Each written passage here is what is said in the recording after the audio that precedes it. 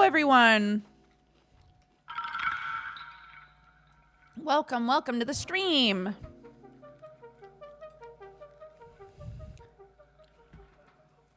My kid is home today. So I had at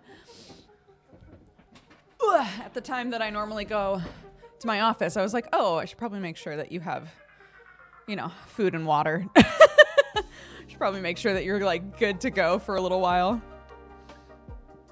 Yeah, she's okay. She wanted a mental health day, which I said was fine.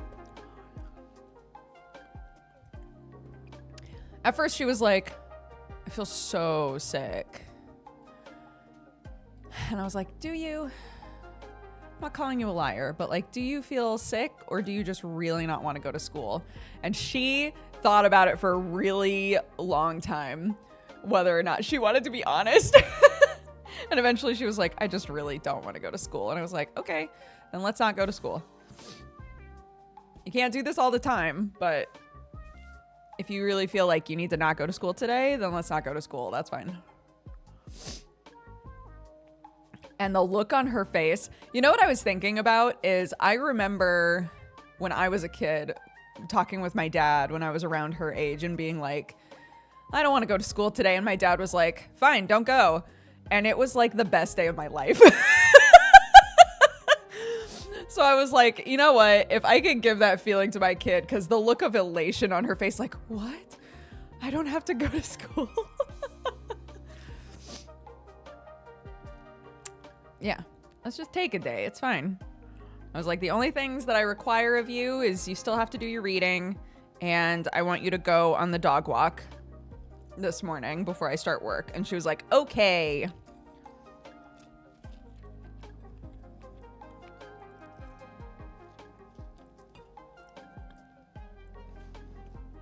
My dad was like that too. He needed absolutely no convincing. Some days he would wake us up and just say, hey, let's go to the zoo instead of school today.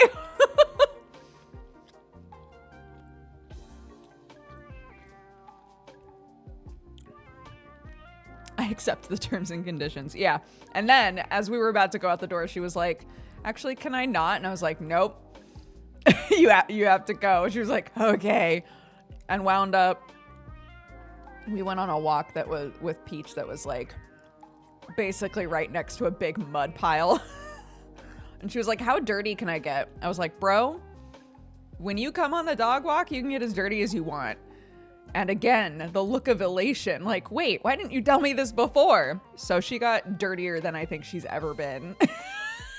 And was like, my shoes are so muddy, I can barely move them. I was like, yep. No, the school just has, you can just call the school and then they'll be like, do you need to report an absence? And I go, yep. And that's it.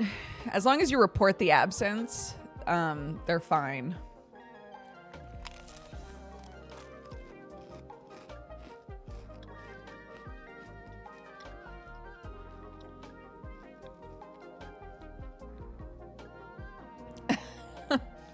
Who got muddier, Peach or Clark? Clark, for sure. Clark literally laid in the mud. Peach doesn't do that. She just wanders around in it.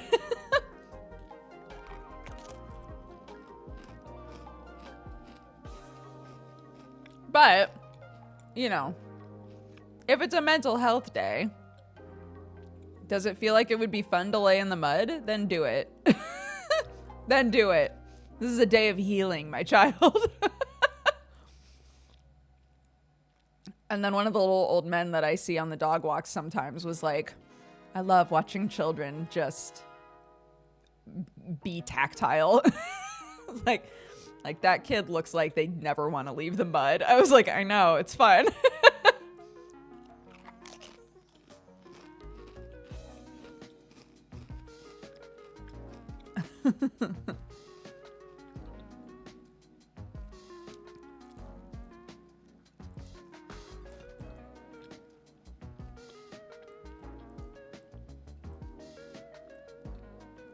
I'm gonna just go sit in dirt now. Do it. It's healing. It feels nice. Unless, you know, you have some like germ or mud based obsessive compulsive stuff.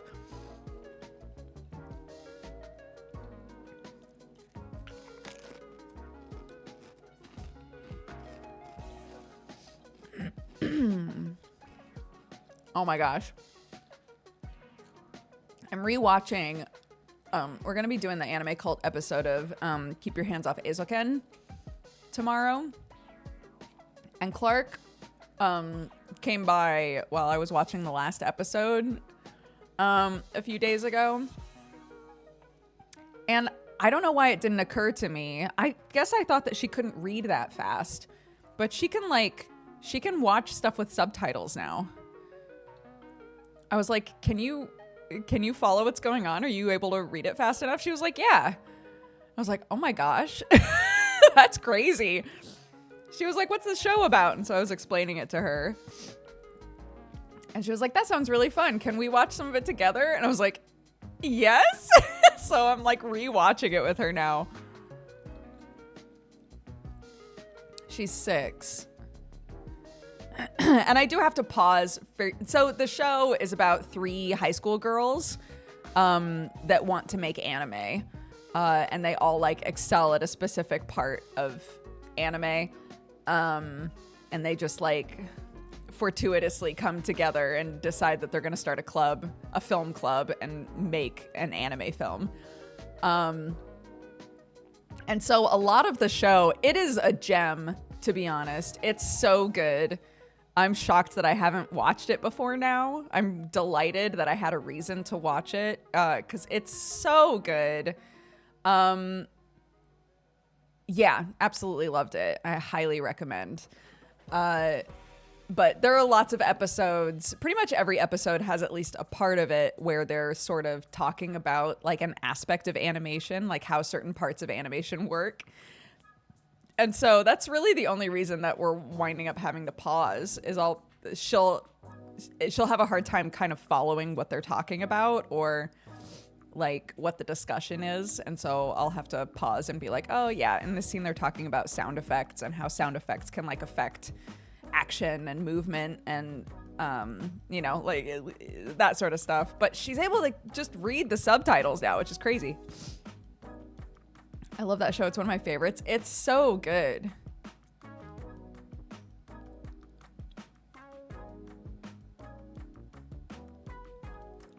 Do they actually make anime? Yeah. By episode 4, spoilers, I guess. By episode 4, they've like made a thing. Yeah, the show is literally about them making anime. It's not like we want to make anime, but actually we're going to do other stuff.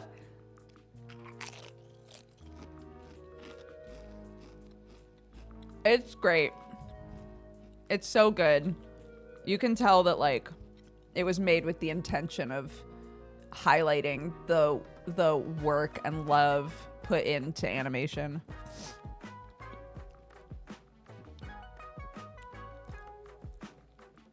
And there's a lot of discussion about like the hopes and dreams of an artist versus the deadlines and expectations of a project. There are a lot of episodes talking about that, which is so real.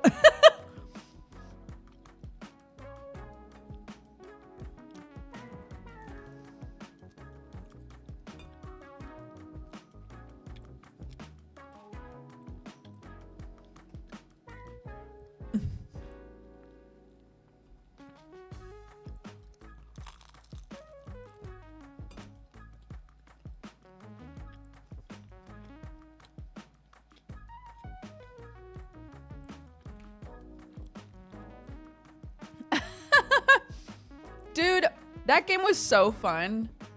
Aloft. It was our sponsored game last night, and it was so good.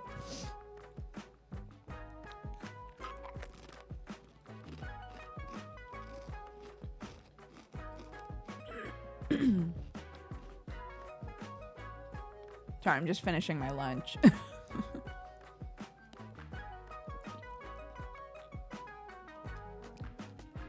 Oh.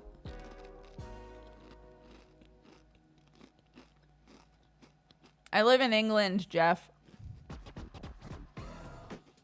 My time is different.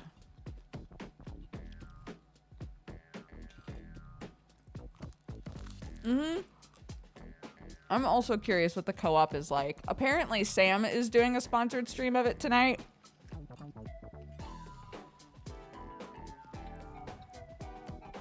I was like, I wish I could play with you.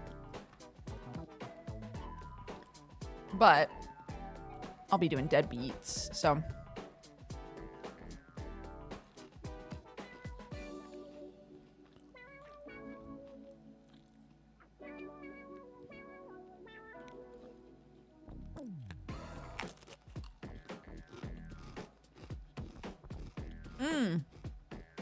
Yeah, Jesse and I do a thing every Friday called Geekenders.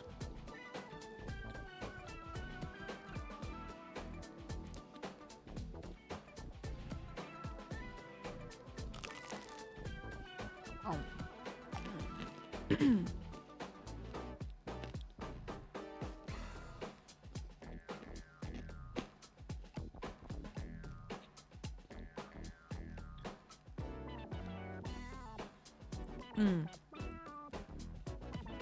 Yeah, I think they got some people like Sam to play in beta, but it's in early access now, which is kind of like beta 2.0, honestly.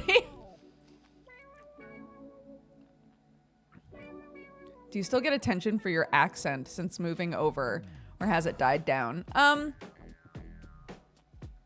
Depends on where I am. If I'm just in the village, not really. But if I'm in an area that I'm not normally in, someone will be like, hey, what's your accent?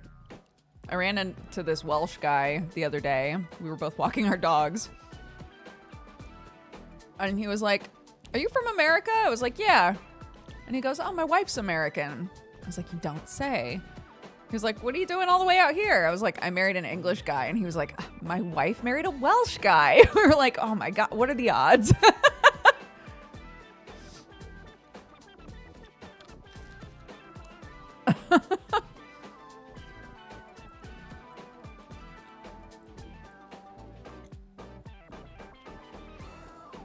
He was like, well, if you ever come on this dog walk again, sometimes my wife walks the dogs in the morning and I walk them in the evening. I was like, noted. I was like, you know, if you want to like serendipitously run into an American on the dog walk, I was like, honestly, I'm kind of tempted.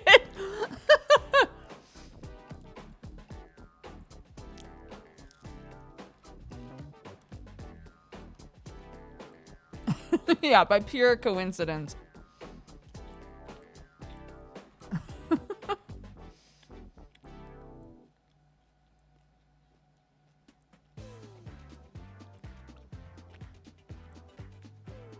Ah.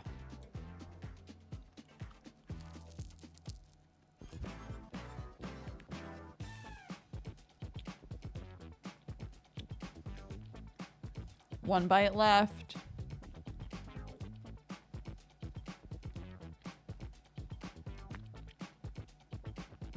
Ow.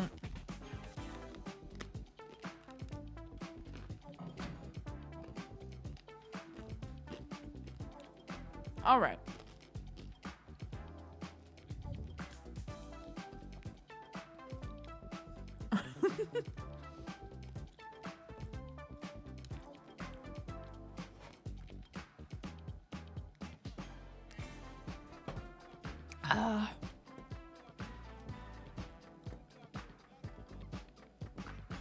Well, no, I'll recognize the dogs. I don't I don't have to be that weirdo like I'm going to talk to literally everybody until someone has an American accent.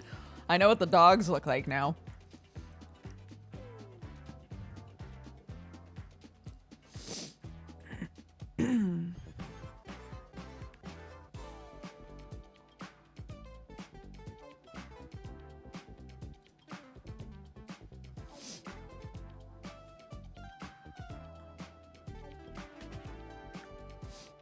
But also, why wouldn't you? I do tend to, since I noticed that this is pretty common, I do tend to say good morning or just a greeting of some sort, you know.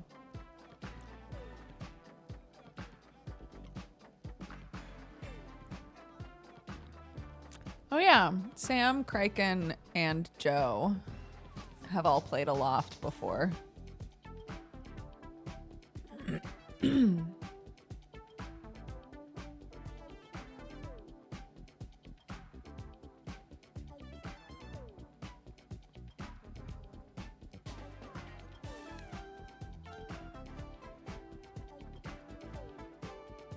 Very small town vibes, yeah. It's like that little old man coming up to us and asking how Peach is and saying hi to Clark and does Clark have fully English pronunciation or have some American sounds thrown in? I think according to English people, she still sounds very American. And I still believe that this is because her vowel noises are still American. So the way she says words and the way she like inflects her sentences is English, but the vowel sounds are American. So she's got like this weird split accent that doesn't seem to be going away yet. I'm sure it will, because at a certain point she's going to be spending like way more time with her peers than she is with me, you know?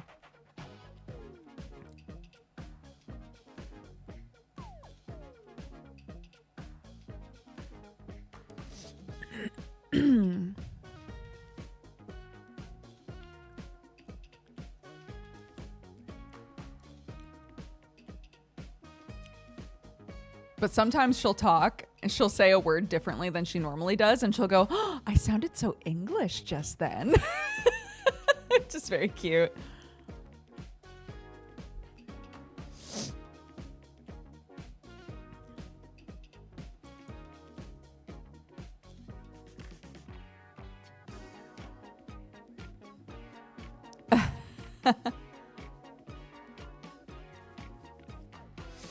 No, she won't take the Cockney accent.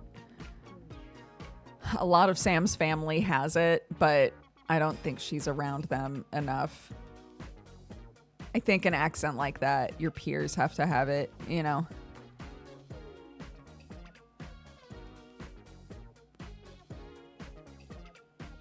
A bit too far away from London.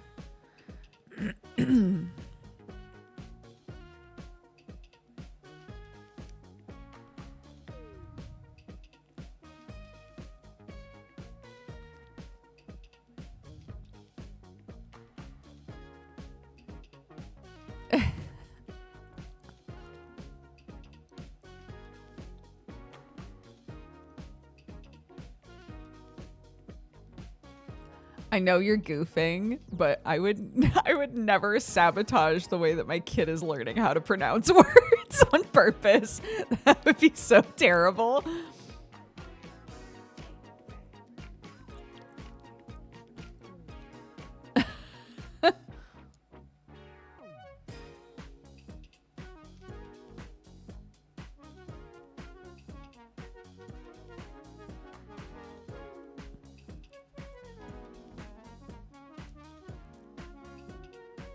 My dad got rid of his UK accent on purpose.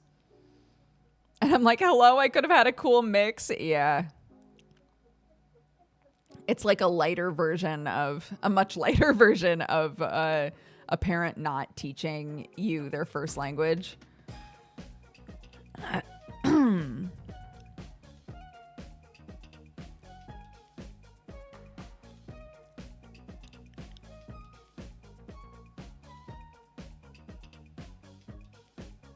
My mom and her sister are still salty that they never learned Italian.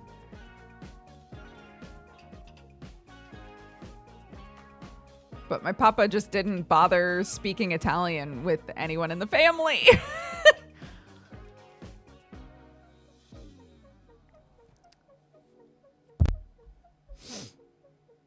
But also, I've noticed that it's very common, and I think this happens a bit in America too, with some of the more like thick Southern accents. It's really common in England to have your normal accent and then like a really flat English accent. I think people here are really accustomed to the idea of having like their real accent and then a secondary accent to code switch depending on who they're talking to. Because people get really judgmental about different accents because there are so many accents here that certain ones, when you hear them, you know exactly where that person's from. And so to avoid the like, you know, classist sort of, I'm trying to think of the word, but the reactions that you're going to get based on your accent, people will have a secondary accent that's like, this is my flat English accent that you can't make fun of because it doesn't sound like anything.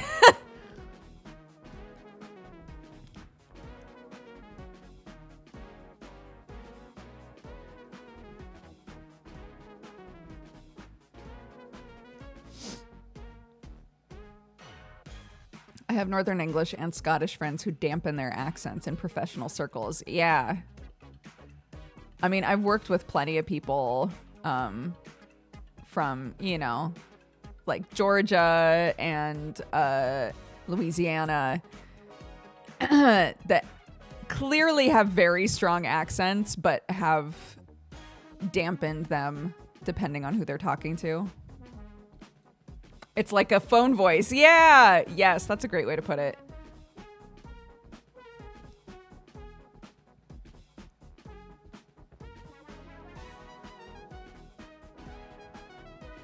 Sam, I think, talks totally differently with his dad and his brother.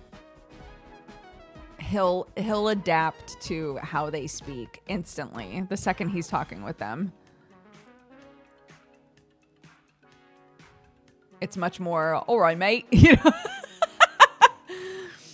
know? But he works with Americans so much that kind of his default way of speaking is the way that he speaks on stream now, I think.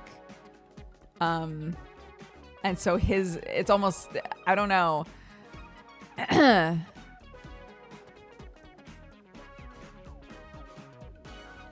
Yeah, if it's Benji and Joe is in a call with them, he'll speak differently than if it's Gmart and Tomato there. Yeah. It's the same sort of thing.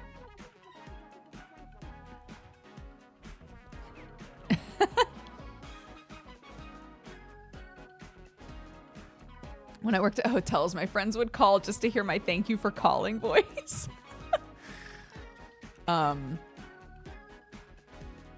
I've been making much more of an effort to make sure that when I'm talking to people outside of my house, like in a customer service situation or whatever, that I'll still use my normal voice. I'm trying to practice that instead of defaulting to like a higher pitched voice, but it still automatically comes out when I'm on the phone.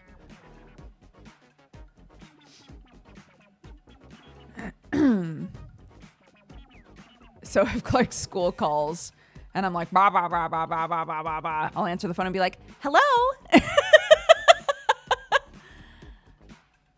Yes, this is Clark's mom. You know, it just automatically happens and it's so stupid.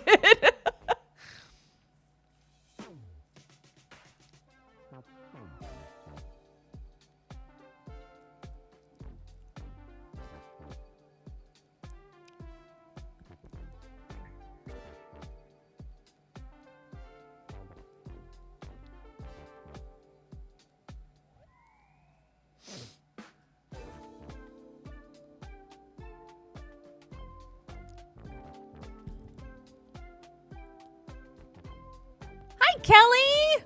Oh my gosh, guys. Kelly's coming to visit tomorrow. I'm so excited.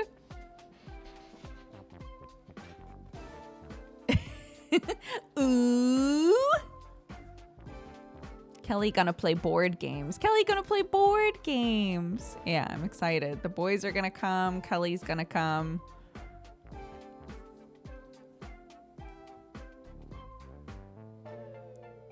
Yeah. I was like, Clark, we can even play some of your games. She was like, oh, really? It's very cute.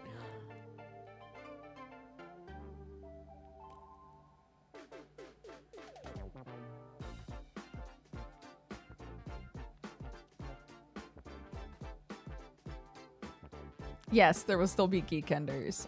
I'm picking Kelly up after Geekenders.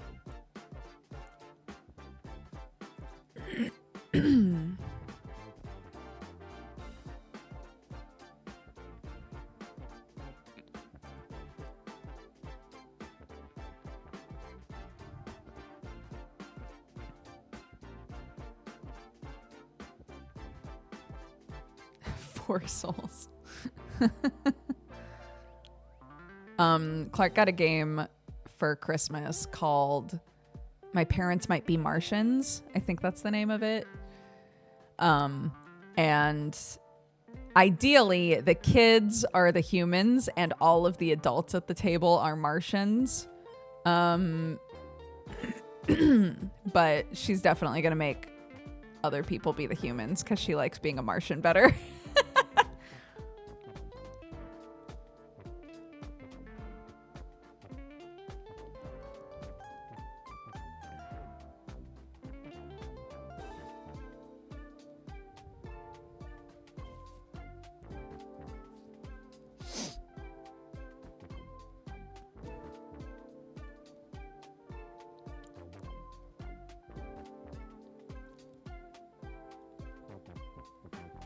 Yeah, she's gonna make us be the humans, dude. And she's gonna be like, all the boys and me are the Martians, and you and Kelly are the humans. And we'll be like, okay. It makes me laugh because the game is literally set up so that the humans always win. like it's built so that the kids in the situation will win. But she doesn't want to be a human. So she's never on the team that wins. So we've had to like adjust how we do the point system. Soul1496, thank you so much for subscribing. Welcome to the Cat Gang. Yeah.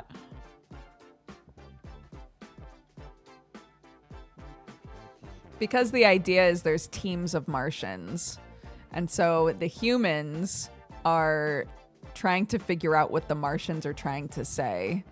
And every time every time the humans figure out what a team of Martians is trying to say, both the humans and the Martians get a point. So Martians are getting points just when it's their turn, but humans potentially get points every turn.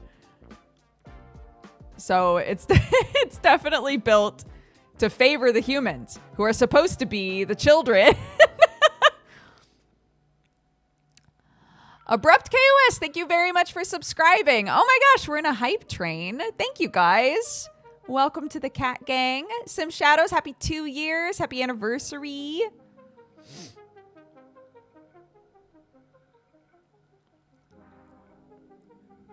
Kelly, I might need help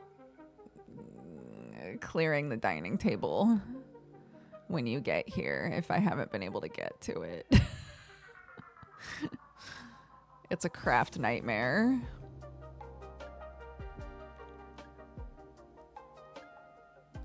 I'll help, thank you. Thank you.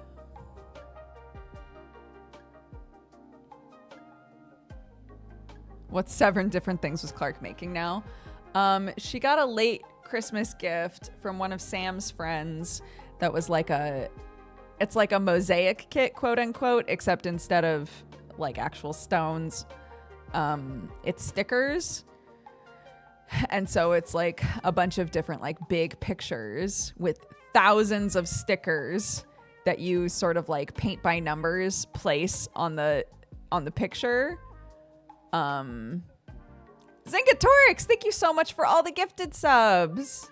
Thank you. Oh my gosh. And Dojums, thank you for the gifted sub. I appreciate it. Welcome to the Cat Gang, everybody. Thanks, guys. Hype Train level 4. Yeehaw. Yeehaw.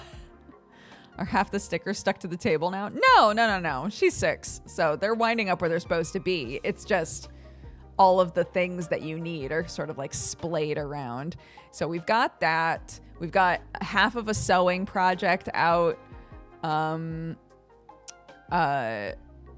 She decided she wanted to make cards for something. So there's tons of paper and markers, and it's just, it's just everything all the time.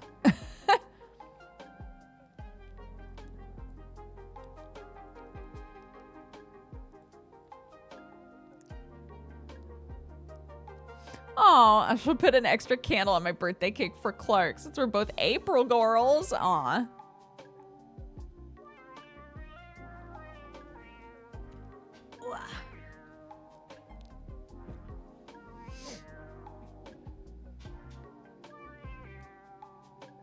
Oh, yeah, I really want to do like an overhaul of Clark's room because she loves that room even though it's itty bitty. She adores that room. So I'm like, okay, we might as well just assume she's going to stay in this room and make it really nice for her, But I think step 1 has to be, because the floor is so weird. I feel like step 1 has to be figuring out what's going on with the floor, which means taking everything out of the room. So I'm like, I wonder if we could plan out like a reason for her to be away for a day or something. Where else would she go? There's another room she could be in. She could swap with the guest room, but she doesn't want to. She loves this like tiny freezing room. So we're like, okay.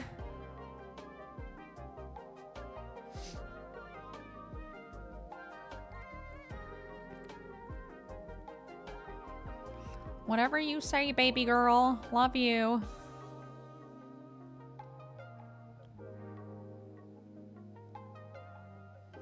I was talking about this before when we first moved here and how confused we were that like we offered her a huge room because we were like, you're going to just keep getting bigger.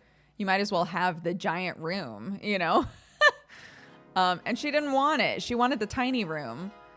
And I was like, that seems so weird to me. But someone was like, maybe she just feels safer in a smaller room. Maybe the bigger room is kind of like overwhelming. Which makes sense.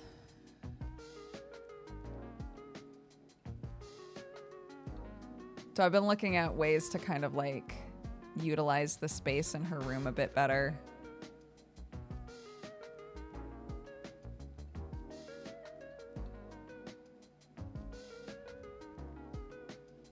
Yeah, she'll want more room when she's older, but that doesn't mean that we can't put in the work to make the room she's in comfy now, Mail Malay, thank you so much for the gifted subs.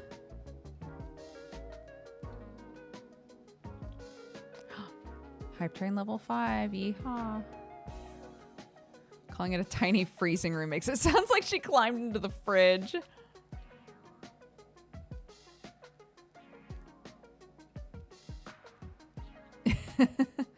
Well, I'm imagining like when she's a teen or whatever,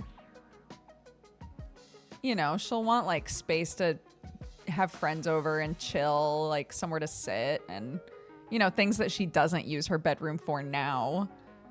She'll want like some privacy to just hang out with people, but that's not something she's thinking about right now. So that's fine.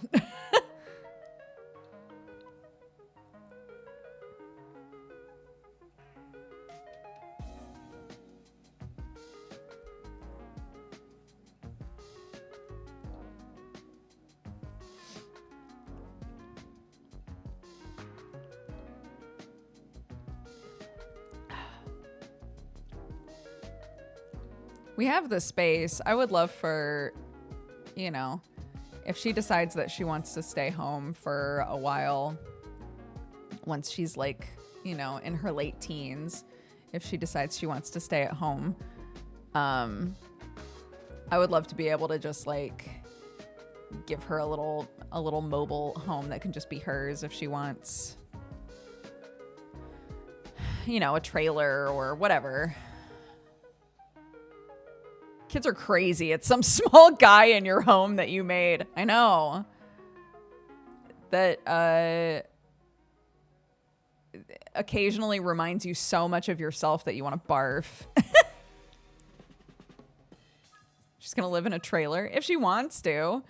Look, I would have, bro, if my parents were like, hey, it's cool if you can live here for as long as you want. But if you want your own space, you can live in the mobile home or whatever. I would have been like, hot dog, let's do it. But I went directly to college. So, you know, for better or for worse.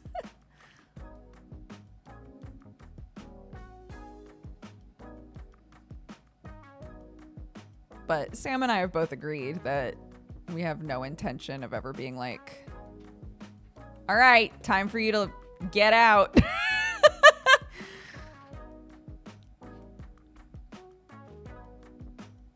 She can stay with us as long as she likes.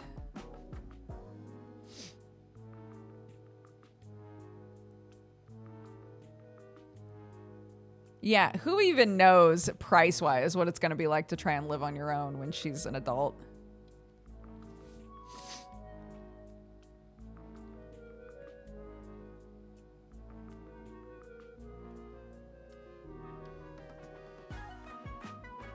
For sure. Again, I wouldn't be kicking her out into a trailer, guys. But sometimes, you know, people crave their own space.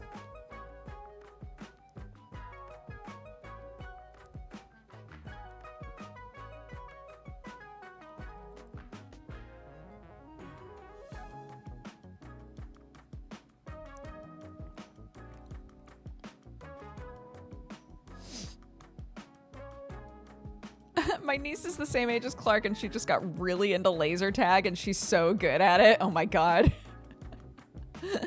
Every time I play laser tag, I get annihilated by a child, and the hit to my ego is insane.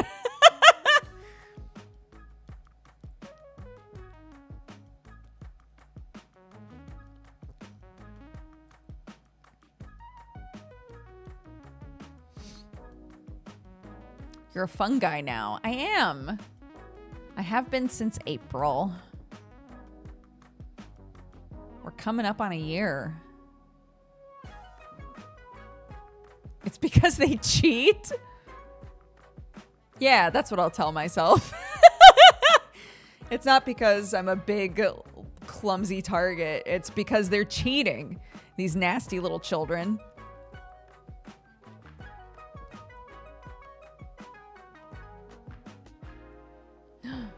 A hype chest open.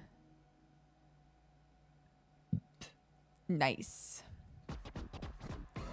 I didn't realize you becoming animated was such a recent occurrence. Yeah. Yeah, I've been like an on-camera person since 2010. So I spent like 13 years in front of the camera and then went, that's enough. That's enough of that.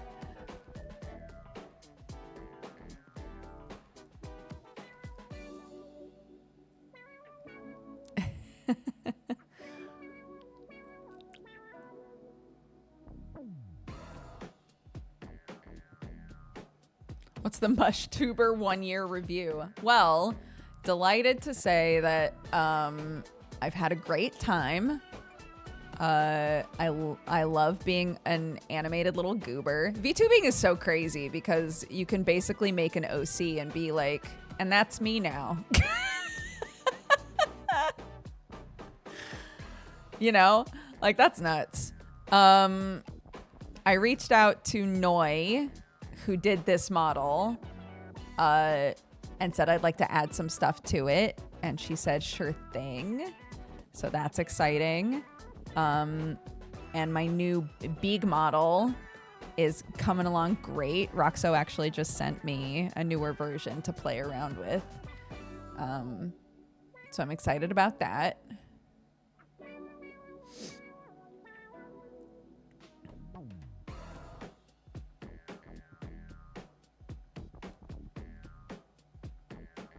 Did you see the post from the lady who did a PNG Tuber stream and all of the PNGs were screen caps of her own stream? Yes, it's incredible. It's so funny. It's really, really funny.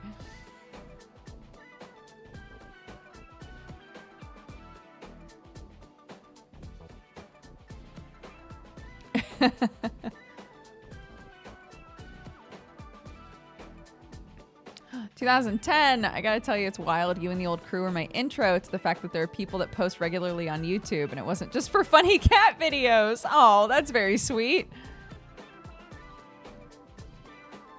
Well, it's nice to see you guys, all of you older viewers that are swinging by today. I hope you're all doing good. I appreciate you very much.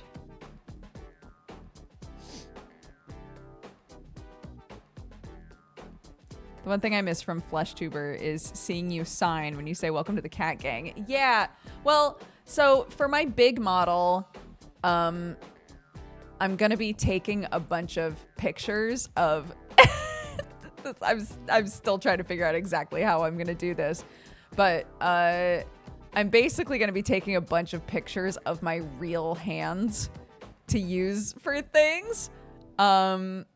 And one of them that I was gonna do is sign the welcome to the cat gang and have that be like a toggle. It's gonna look so weird. I know. Well, think of it this way. So I already have these, right? And these are like just a little weird. But like a bigger model needs bigger weirdness, you know? Like if I just use these grippers with the new model, size-wise, it's not going to make much of a difference. But if with the new model, it's my real ass hands. Because look at my background. My background is a mix of like my actual office and like really nice drawings on top of it. I would love to keep sort of towing the weird line of like my real body and office and the like animated stuff.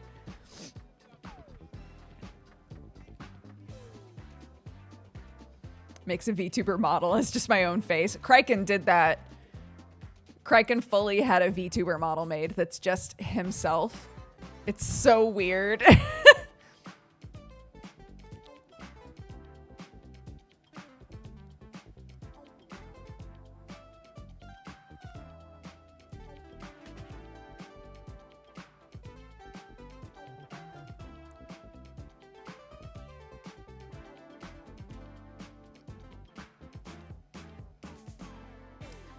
I do use VTube Studio, yeah.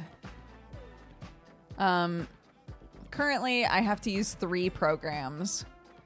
I have VBridger for the mouth. I had to get that set up for the new model, so I just use it now.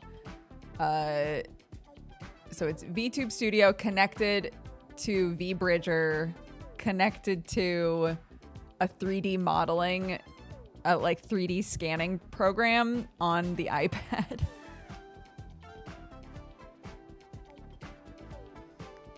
Yes, that's exactly what it'll be. So in my mind right now, what should work, but if it doesn't, I'll figure something else out, is getting a green screen, cutting little holes for my arms to go through, and then moving them around. So taking stills, right, of like the grippers and stuff, but then I'm gonna try signing the welcome to the cat gang and recording it, and then see if I can place it in front of me on stream and have it be the right amount of weird. VTube Studio does do the mouth. But if you want it to be able to track your mouth better, you can use VBridger, and it analyzes your face to like a higher degree, basically. It just took some fiddling.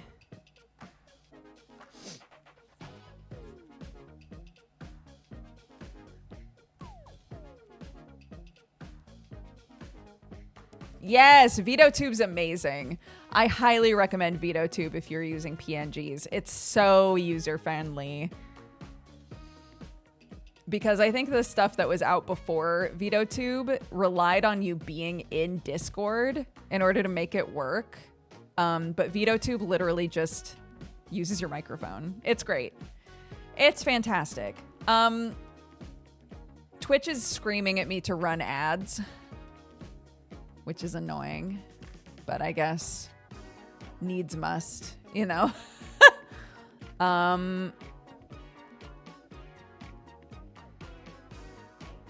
You can even see little twitches when you're biting your lips. I know. Well, the only thing that I will mourn forever is before we started using VBridger, when I would eat food, the model would go, nom, nom, nom, nom, nom, nom, nom. Even if my mouth was fully closed. Which is, it was so funny, but it doesn't do that anymore. Okay, let's take a quick break and run some ads so it stops screaming at us. And then we'll talk about what we should play today. Okay, I'll see you in a sec. Go pee, grab a drink, take your pills, stretch, I don't know.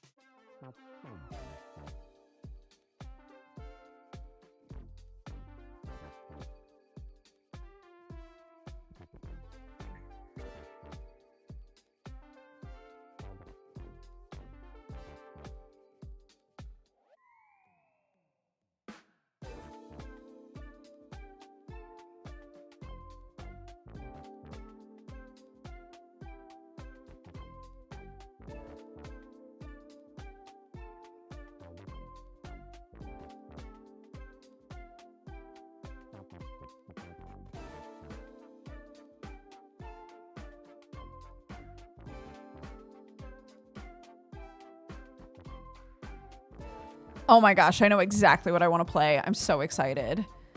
Any of you who played the Roottrees are dead on itch? They've released it on Steam with like full illustrations. They replaced all of the illustrations with like hand-drawn stuff and released it on Steam. I never finished this game. It's very, if you like Obra Dinn type stuff, it's great. It's very much a like, here's just a shit ton of information, see what you can figure out sort of game. Oh my gosh, I really want to play that. I really want to play it. I'm playing that right now. I'll have to dip. I was so delighted to see, because originally they had like placeholder AI art. So I'm delighted that in the final version they got full like hand illustrations in the game. That's great.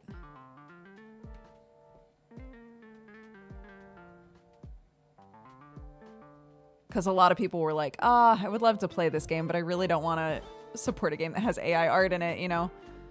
So I'm glad in the end it got replaced and an artist got commissioned for it.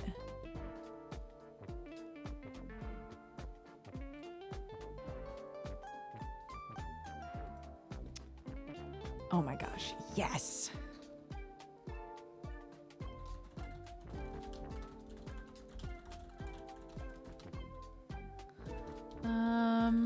The Roottrees are dead. I don't remember anything about this game. But it's very chill. You just take your time figuring stuff out.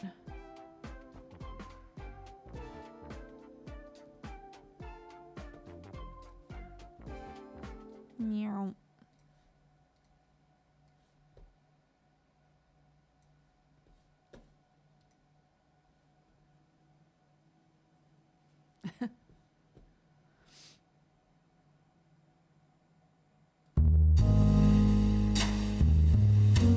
Looks like it might be loud. Let me know.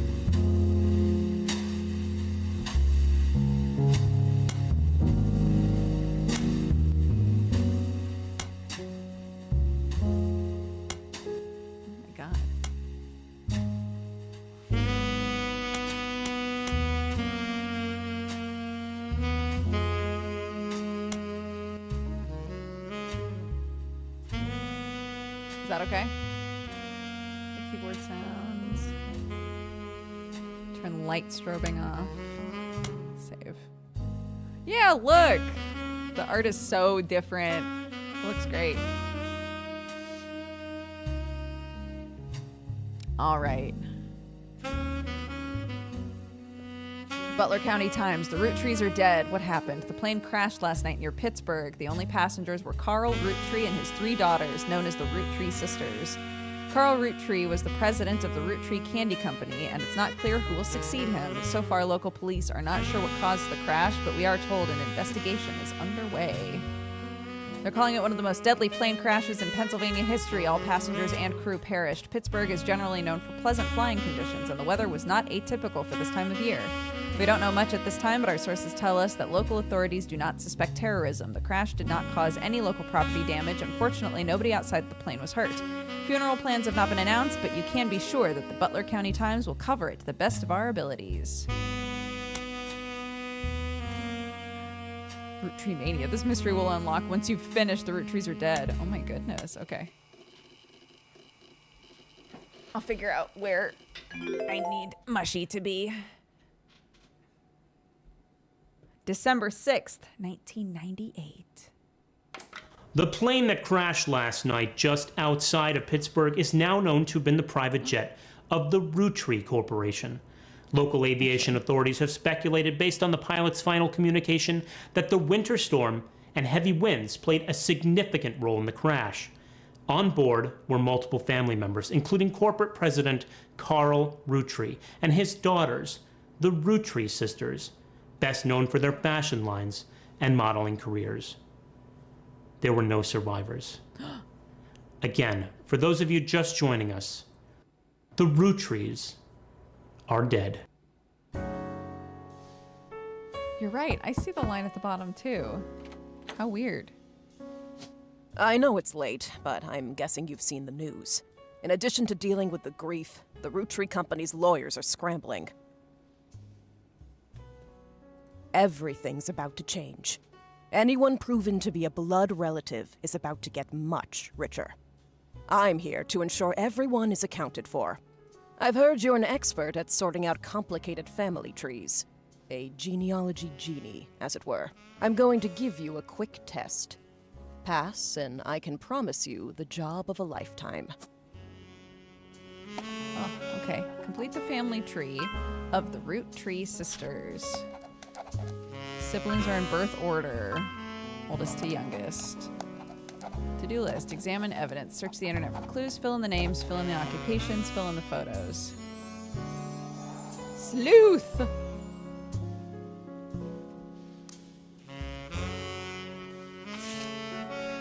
The person who hired you gave you this photo with a note attached. This was taken during the shoot for the Roottrees sisters Got Milk ad.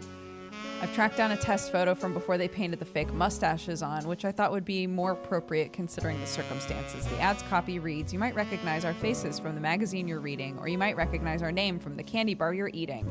Being a Roottree is a full-time job, but so is growing up. That's why the calcium found in milk is so important. Plus, you can't make chocolate without it."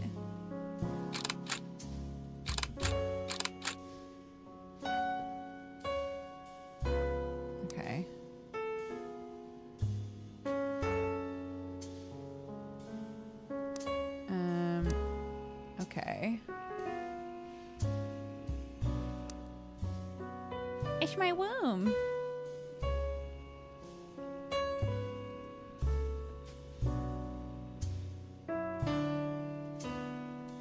They really did add a lot to this game. Hints. Welcome to your notepad. On each page, other than this one, you can jot down important information like names, family relationships, marital status, sibling count, or anything else you'd like to remember. Page titles can be renamed to make it easier to remember what you've written on each one. Highlight any text in your web browser or evidence for the quick option to add it to your notes. The entire contents of your notepad are saved, even if you quit the game. Don't forget to check them when you return. Oh, this is actually nice, in case, like, you're not totally sure about this. American school terms. Okay. Welcome. Thanks for purchasing a new Cashew PC. Your PC is equipped with a 56K modem, which is fast enough to access any site on the World Wide Web, even those with high-resolution images. If you find anything interesting, be sure to print it out with your included high-end color laser printer, or burn a music CD to listen to later. If you want to revisit a search result, be sure to use Netscape Navigator's new history feature. Happy surfing, and remember, Cashew PCs are delicious.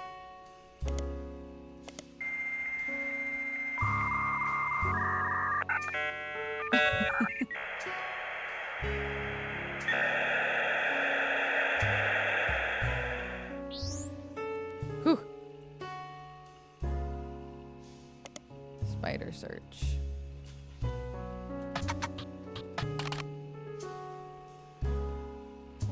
Filled with news results about the plane crash. Besides that, there are countless advertisements and conversations about the various products made by the Roottrees Candy Company. Most articles mention Carl Roottrees, who is the president of the Roottrees Candy Company. His daughters are also eulogized, collectively referred to as the Roottrees sisters. The Root. I like the typing noises. A lot of obituaries that focus on the Roottrees sisters' modeling careers. You come across an unofficial Roottree fan site, seemingly curated by a teenager. It's neon pink with purple text and hard to read until you highlight the words. The young webmaster writes, Raina is the most famous because she's the oldest and got married to TMS, but Riley is the smart one, and Rose is a middle child like me.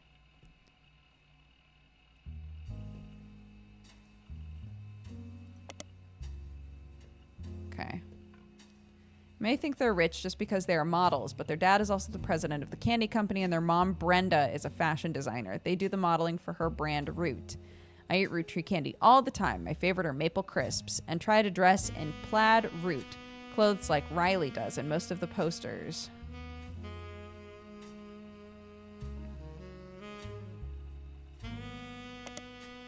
Someday I want to get my ears pierced like Rose. The website's author continues to talk about her own life and what she likes about the Root fashion lines, but none of it is relevant. Okay. Okay.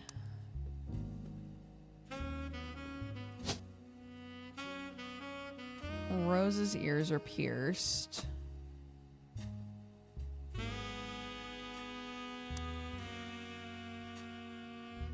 Rose is a middle child. Okay. So this is Rose.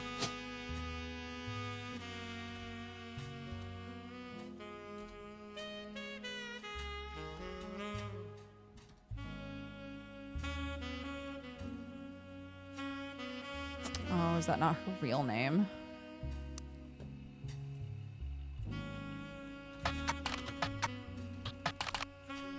Rose Roottrea is not as popular as her older sister Raina, but still very well known. Most of the time they're lumped together as the Roottrea sisters. Unfortunately, the results for Rose by herself don't lead to anything different than when searching for the sisters. Okay, then let's search for Raina. Roottrea. Roottrea fan site. Okay. Riley Roottrea. Okay.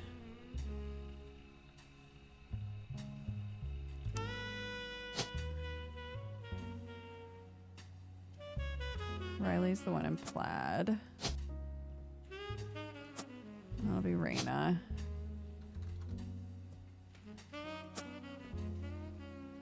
Riley, Raina, and then you're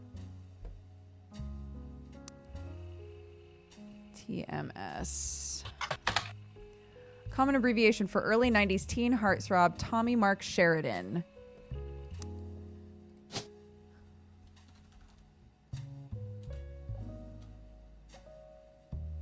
Okay. Got ahead of myself, apparently. Thomas Sheridan. Oh my god. There we go.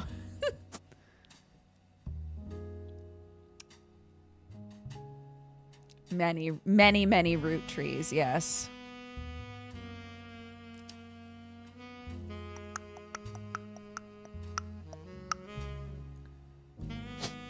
I think they're all models, right?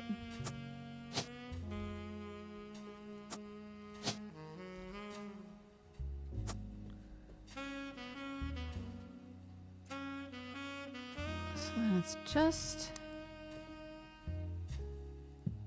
Rose Roottrea.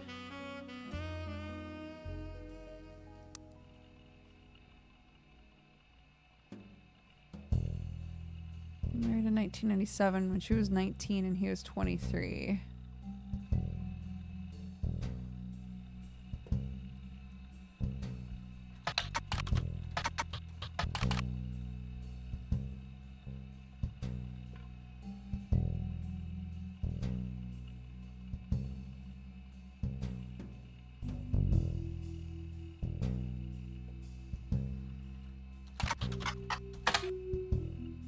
Roottrea sisters did an ad. The ad mentions they are models on magazine covers and are associated with Roottrea.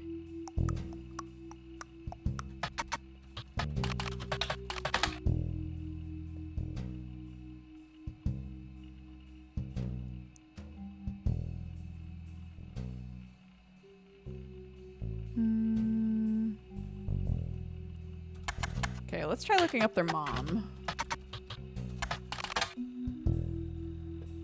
Black and blue dress that's a Brenda White original.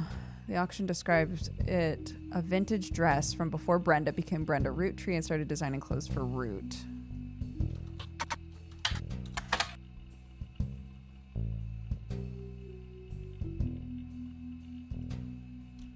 Root, period. It's a clothing company. They make clothes for children from toddlers to teenagers. Although their website is down, you find countless retail sites attempting to advertise their clothes toward the target audience. One of them has this to say: "You've spied the Roottrees sisters looking hella fly on catalogs, magazines, and posters. Now you too can be like Riley, Rose, or Raina." You also come across a website from a collector of clothing catalogs. Apparently, Root has released 2 catalogs per year every year since 1984. Raina appeared on almost all of them. There's only one that the webmaster considers a collector's item enough to mention. Brenda Roottrees, the Roottrees sisters' mother, and Root's head designer appeared on one cover holding her daughter Rose in 1985. The site says this was the only time her daughter was ever listed with her birth name, Carly. Here we go.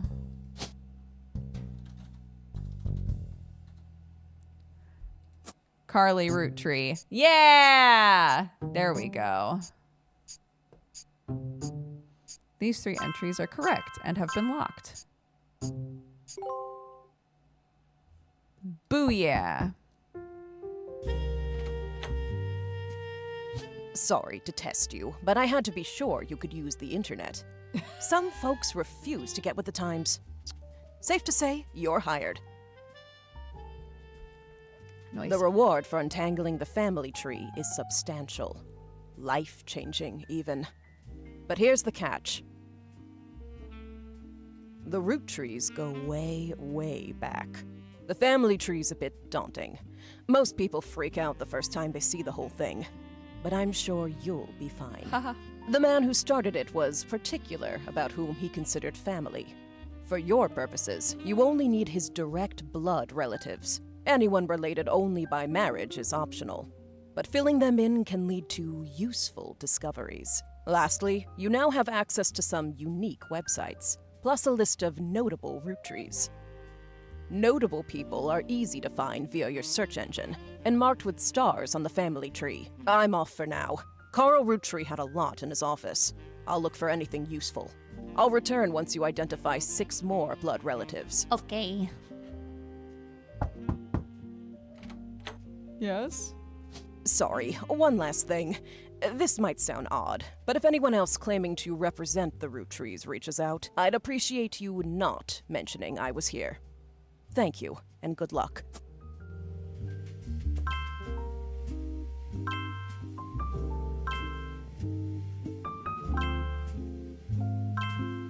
So the stars are on people that should be fairly easy to find.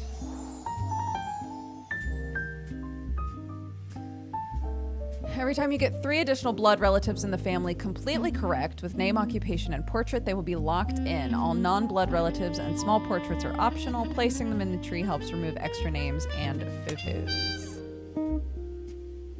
So this is the tree. This is the whole thing.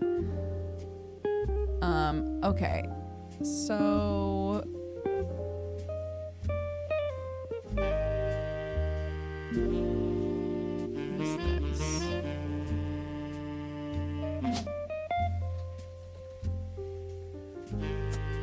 that's Brenda White. This is Carl, right? Oh, I have new things. I have new evidence.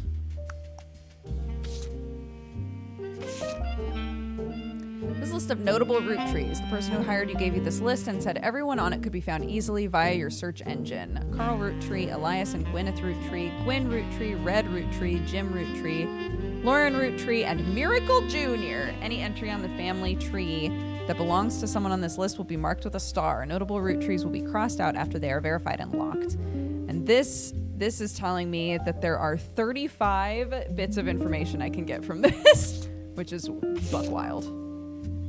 This is an advertisement for 5 pieces aimed at kids from the magazine Teen Blast. It mentions that the 5 pieces were named as such because the original creator had 5 children. The ad also mentions that the current 5 flavors are not the same as back then. The Roottrees sisters and their parents died in a plane crash on December 6th, 1998. The next evening, a shadowy figure appeared at your door and said the lawyers were looking to sort out the family tree. After a quick test, the figure gave you access to some resources. This includes a list of notable Roottrees, blah, blah, blah, blah, blah, blah, blah, blah, blah. Right, okay. Okay. Well, let's, first thing, search for Carl. Died in the recent plane crash along with his wife, Brenda, and their daughters, the Roottrees sisters. He was the president of the Roottree Candy Company, as well as the clothing company Root, which he co-founded with his wife. There's a short press release that the Roottree Candy Company released today to news organizations. Heavy heart, we mourn the loss of Carl, Brenda, and the Roottree sisters and the other employees that perished in the terrible tragedy. The entire Roottree family is in shock and requesting privacy. As the head of our company, Carl was an incredible man and an unmatched leader. Filling his absence will be difficult and may take considerable time. In the interim, we hope that you join us in looking back fondly on Carl and his family's triumphs. They list some of those accomplishments. One of them seems relevant. Like his great-grandfather before him, Carl earned the highly prestigious Watchman of the Year title.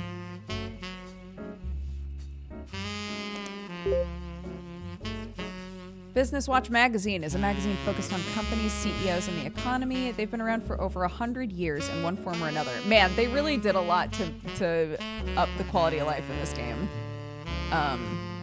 It was already nice, the itch version, but like being able to highlight and just instantly search for stuff, that definitely wasn't part of it when I was playing it before. You find through a few searches, 2 Roottrees have been featured as Watchmen of the Year, Elias Roottree and Carl Roottree.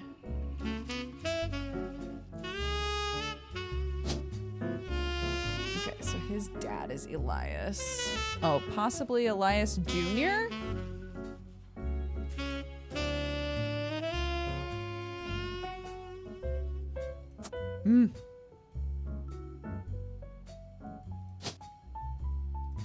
He was a CEO. Once you verify this blood relative, you'll be able to add bonus photos. Oh, that's what these are. I see, okay. Okay, let's look for in Business Watch for Watchman of the Year. Search through the most recent list. The only names you recognize are Elias and Carl. Okay. What about public library? New system coming in fall 1999. Great. Just trying to figure out how to get a picture of this man.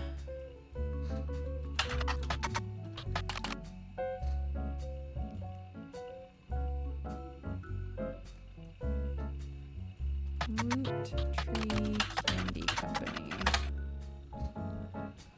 A lot of results for Roottree's extremely popular candy products. Their official website is unstable due to the traffic it's been receiving. However, you find a direct link to the history section that manages to work momentarily. Founded by Elias shortly after he married his wife, Gwyneth.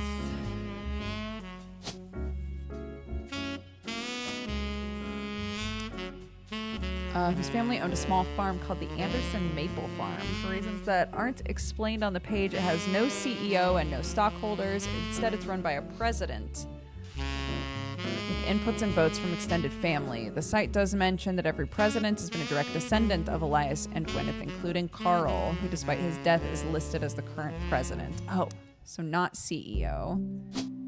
President. Oh, no.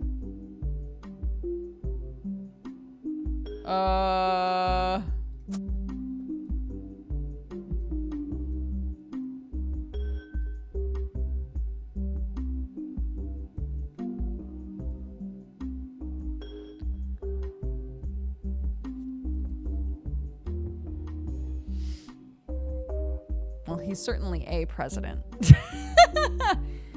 He's certainly a president of something. Hee hee hoo hoo.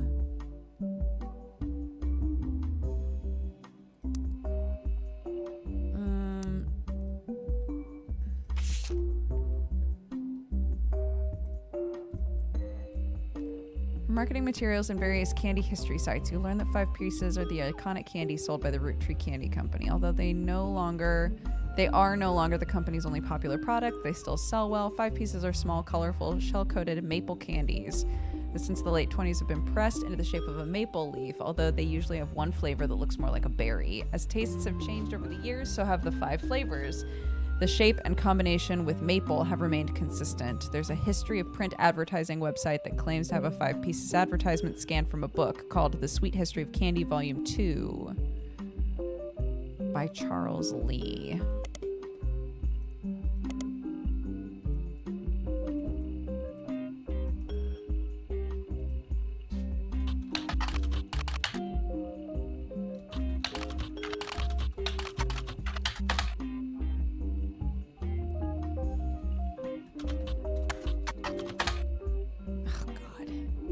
Just do by author. No. Okay, fine. The Sweet History of Candy. Oh my gosh. The Sweet History of Candy, Volume 2. Here we go. It's part of a book series about all things candy in the modern world. It starts in 1925 and continues onward to chronicle the rise of the mass production and global distribution. The book ends with a look into the future of candy as envisioned by experts in 1985. With the addition of hindsight, you can clearly see they got pretty much everything wrong. It includes some print advertisements. You find a newspaper ad for 5 pieces from the 1930s. It's a miracle. A modern candy for a modern society. It states that the flavors are inspired by their children. The order is grape, elderberry, cinnamon extract, melon, and the newest flavor, miracle berry.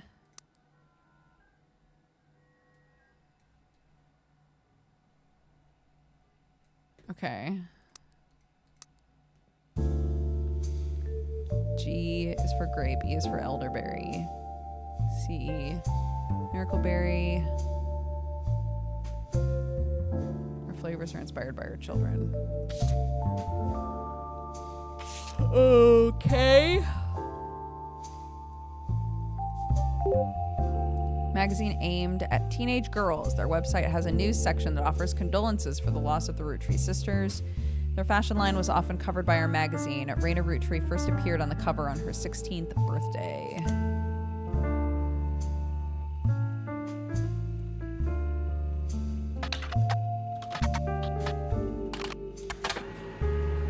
Raina was on the cover of Teen Blast when she was 16 and did an interview. You add the cover and article to your evidence.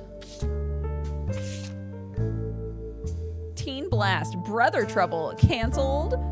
Article about Raina Roottrees. It mentions TMS and Brother Trouble. In an interview, Raina talks about her inspirations. One important thing I learned from an early age is that dreams are not outside of our grasp. My grandpa was a college professor who taught lectures about history. He always told me that history was full of people from famous families who wasted their fame and fortune by taking it for granted. Instead, he told me I should go out and use my name to accomplish something. I think he may have practiced that lecture a lot because I have other people in my family that have also made the Roottrees name famous for things besides candy. His older sister even wrote a book that some of my friends tell me they had to read in school. I took his advice and now I work with my mom designing clothing. I help decide what colors and patterns I want to model. Then she designs the clothes with a team of amazing men and women. Although my grandpa passed away earlier this year, Grandma Laura tells me he was really proud of what we've managed to accomplish.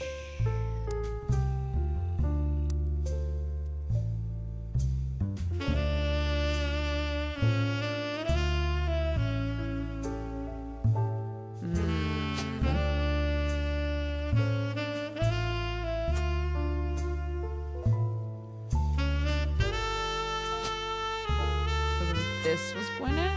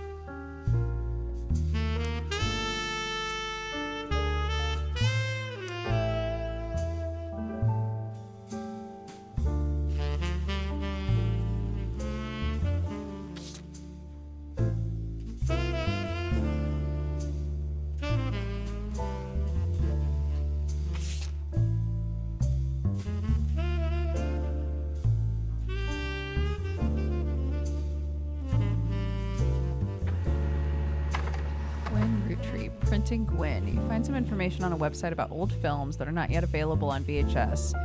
The site is not very well organized. The search is broken, but you can get to individual pages from your search engine. Gwyn Roottrees is a somewhat well-known actress who was active in the 1950s.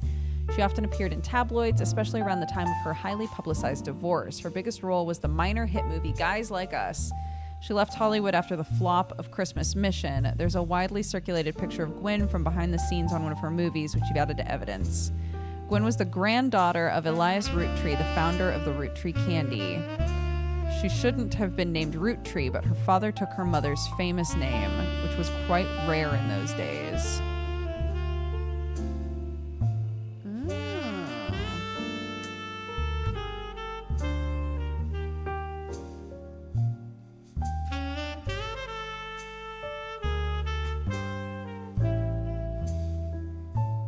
Okay, so this is the first Elias.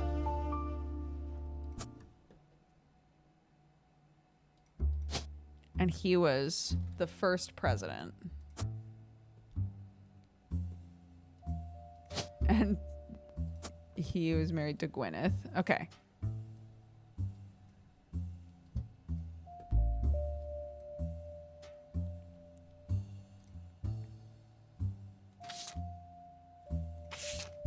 This photo is a widely circulated photo of Gwyn Roottree. You've seen it on multiple websites about old films. Gwyn Roottree is on the notable Roottrees list in your evidence. She will be marked on the chart with a star. Okay, that's Gwyn.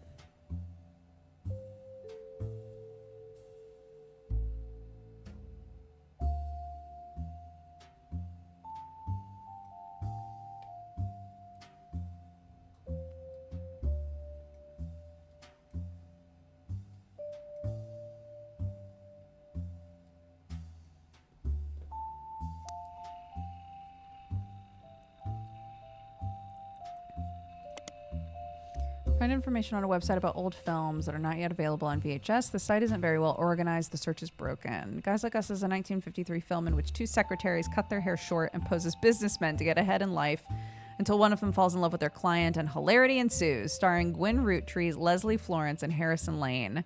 The title is a play on words, as it can be read that the two women are men similar to other men, or that the men are fond of them. Leslie Florence was Gwyn Roottree's co-star in Guys Like Us. Not much relevant information. She does not have any additional credits. Harrison Lane was a television actor with a major role in Guys Like Us and some other films. His largest role before Guys Like Us was the villain in the first season of Western Frontiers. Due to the popularity of Guys Like Us, the studio brought Lane back to play the villain's twin brother, this time as a hero joining the protagonist. Western Frontiers has no connection to the Roottrees. Harrison Lane seems to be a dead end. Okay. What about this? Christmas Mission is on a page called Flops. It was a war movie about World War I, released in 1955, that received poor reviews and lost the studio money. Gwyn Roottree had a role as a soldier's wife who wrote him letters from home. You find no additional relevant information.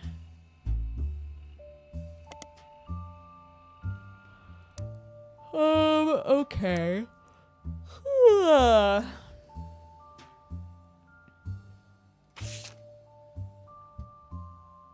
What even is an elderberry?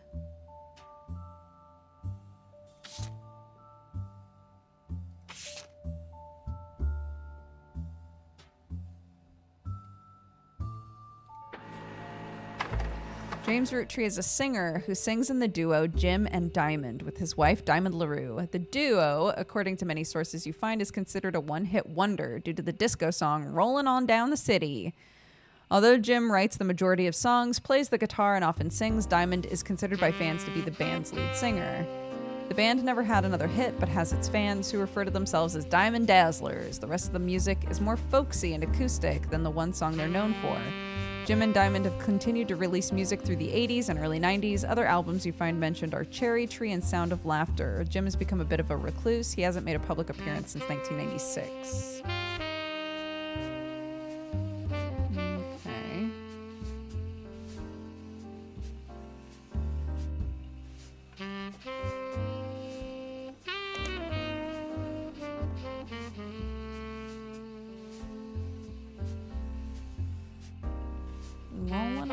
the city.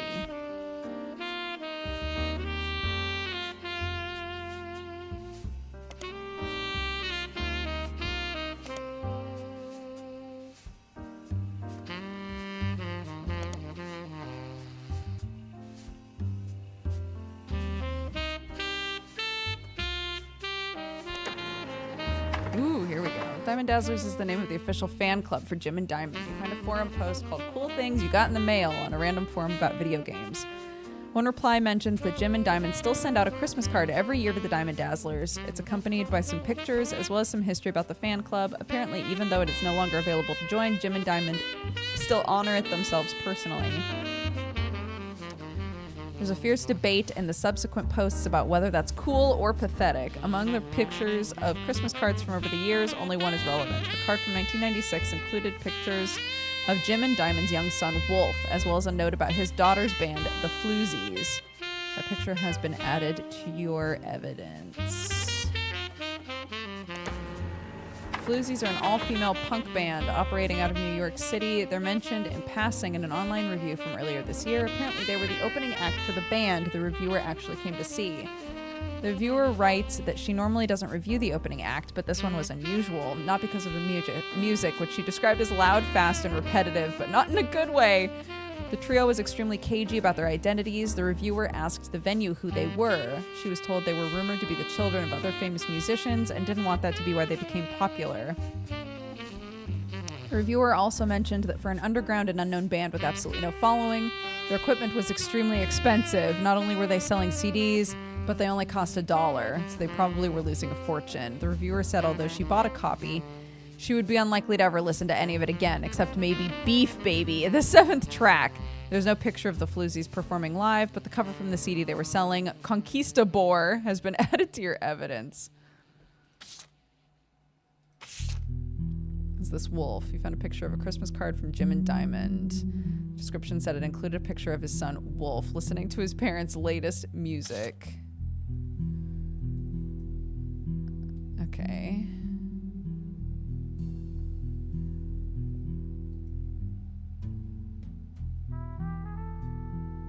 Wait, how do I make you go away? Rolling On Down to the City was barely a top 20 hit for a few weeks in 1979. According to the liner notes, it satirizes how a part of society was content to remain indifferent to economic inflation and civil unrest in the Middle East, unless pop culture tricked them into caring. Somewhat ironically, listeners didn't seem to pay attention to the lyrics enough to trick them into caring. Instead, most of its play came from roller discos. Because it was such a product of its time, it doesn't get much play anymore, even on stations that play oldies.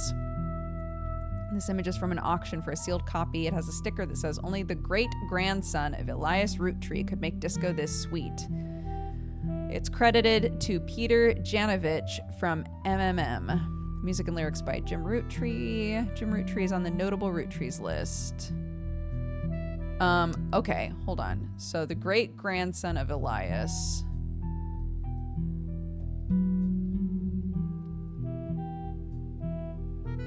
So he would be somewhere in here with 2 children.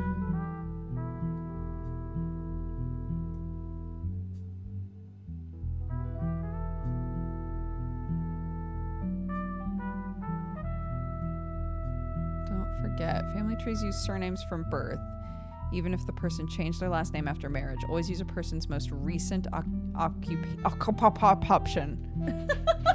Occupation. Yeah, I need to be using the notebook more.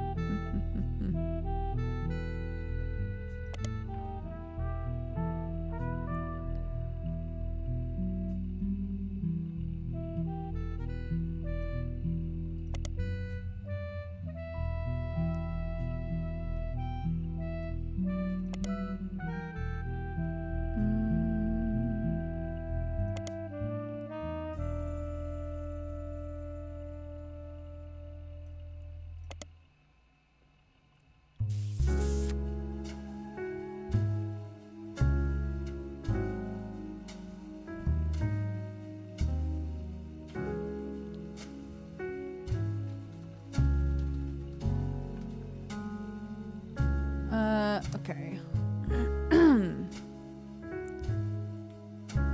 Card from 1996, which is close to now. So, like, Wolf will still be young. He won't have a kid. So they have 2 children. And it says he's... Hold on.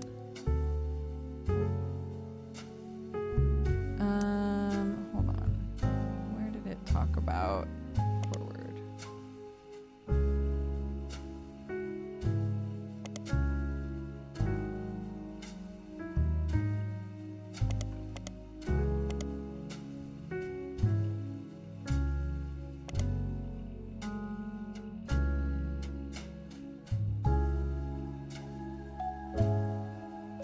Where does it talk about him being great-grandson?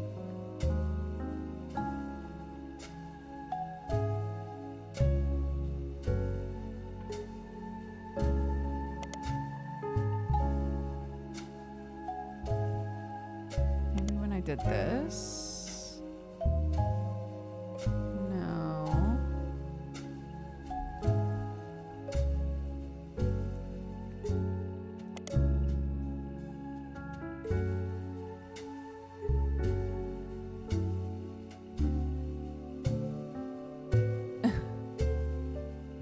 Oh, maybe it was here?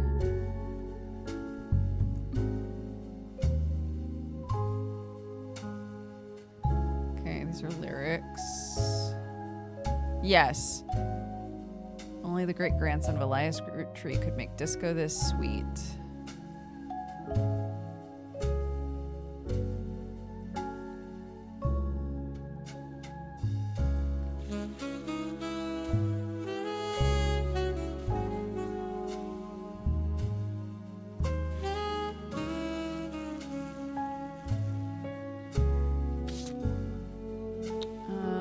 Okay.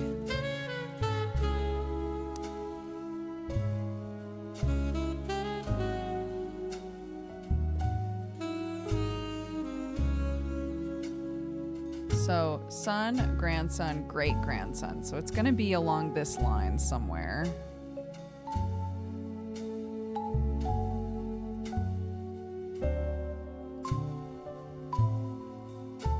And he'll have 2 kids.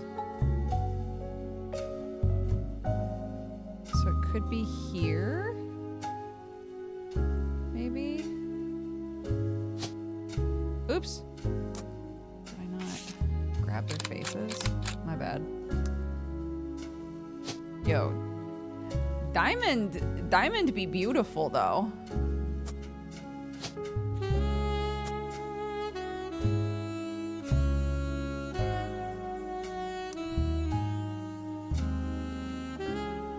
Jim.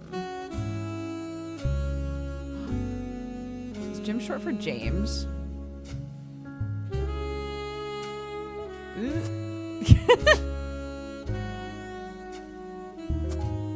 Musician. Oldest to youngest. So it'll be Wolf. Wolf, where are you? And is that your for real's name?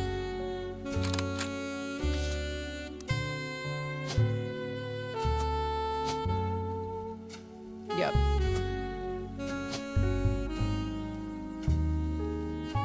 Child? Baby? I love that.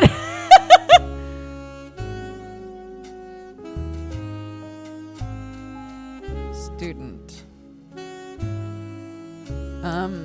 Okay. And then what did we know? His daughter's band, the Floesies.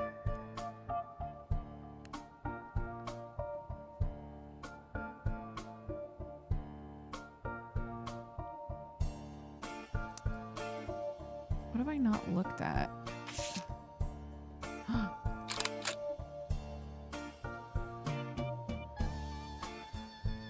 CD from a band called the Floesies that's only available at their live shows. The credits are Candy, Nikki, and Nina. How do I make this go away?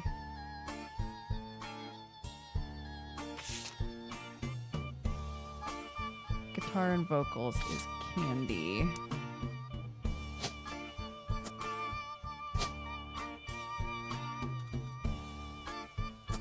I assume nothing's gonna come up if I type in Candy. Just kidding?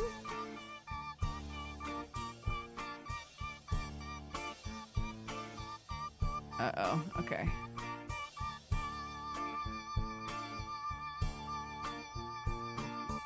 Well, that's wrong. Because if it was right, that would be the 3 that I need for it to lock in.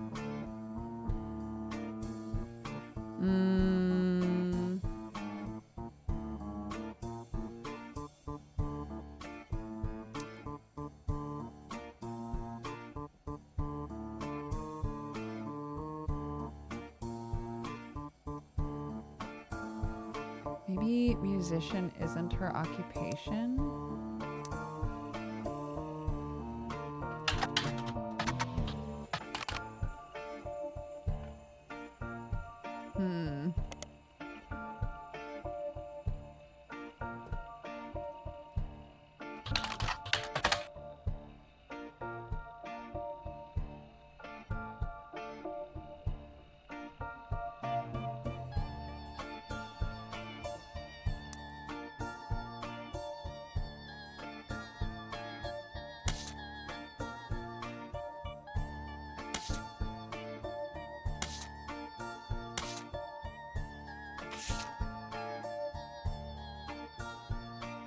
There's one thing to take from this.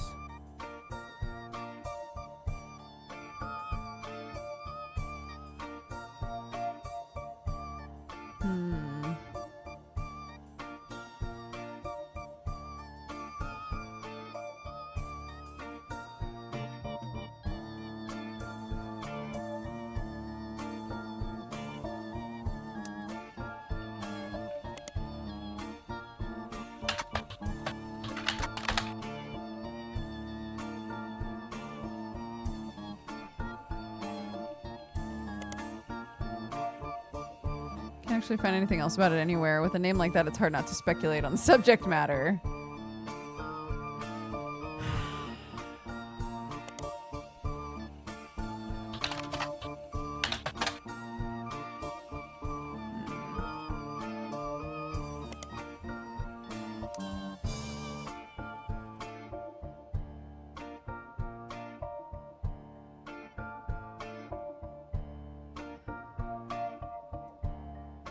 Is there somewhere else they could be?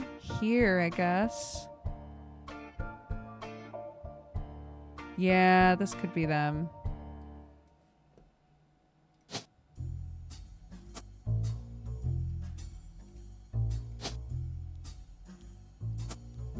I guess if I just place it.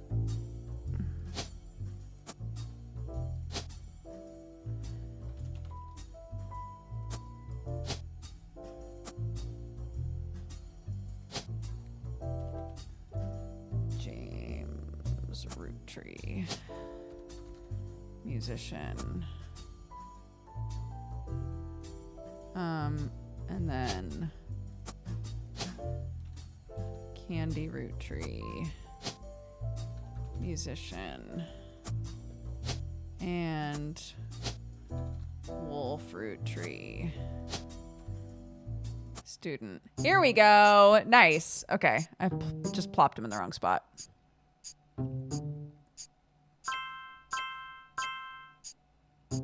You've also locked the following. Ooh, nice, nice, nice, nice. Booyah. Okay, cool. These are locked in. That's good.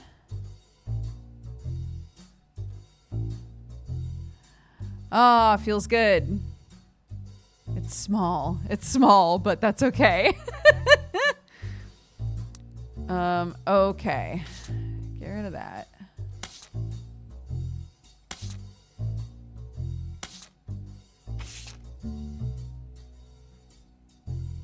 Lauren Roottrees.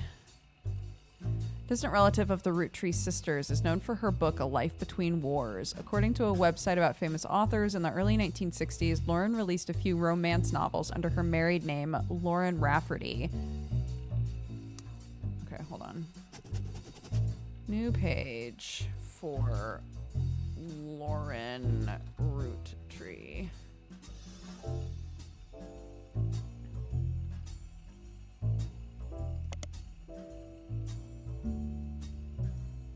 Lauren released romance novels under her married name.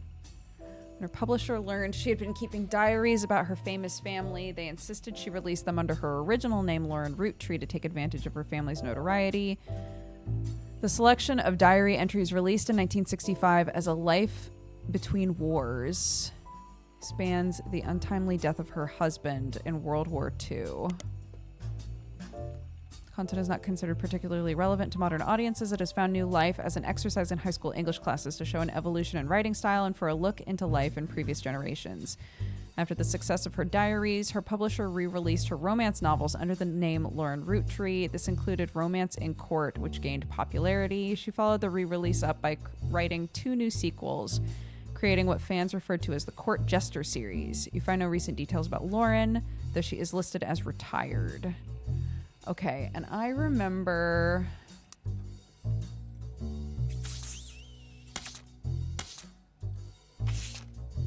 she talks about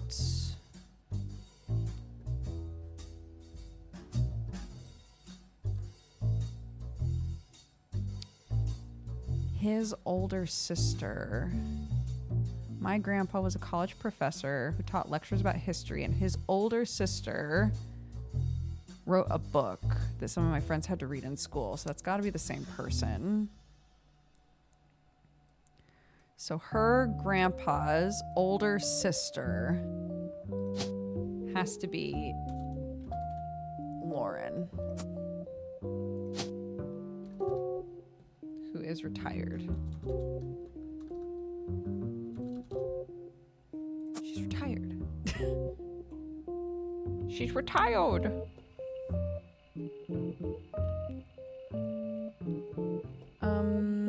Okay, let's do this then. Search.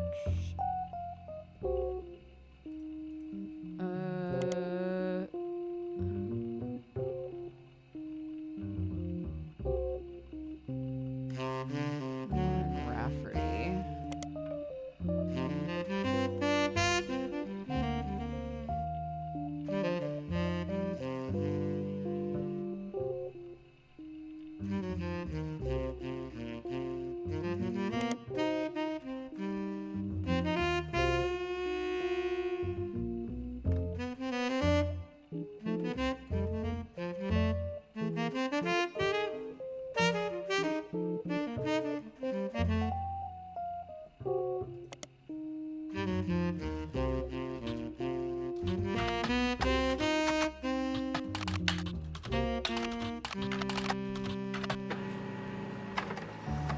This is a book occasionally taught in schools. You can find a hardcover edition for students that has a full page with high-quality pictures in it. A summary of the contents of the book, photos, as well as some particularly relevant entries from the diary have been added to your evidence. Ho ho!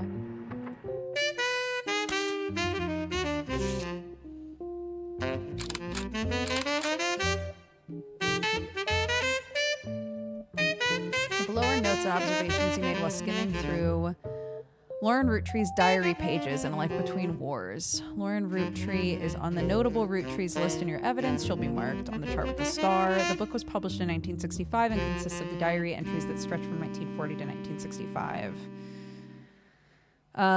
The loss of her husband, Jacob. Jacob died in the final months of World War II while Lauren was pregnant. This left her to raise her son, Clark, alone.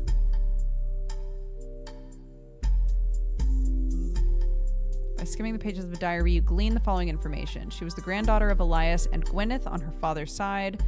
Her mother's family was called the Cossells, but she hardly ever mentions them. Her father, who she always refers to as Pop, was the head lawyer for the Roottree Candy Company and helped write a legal document called the Clancid Trust.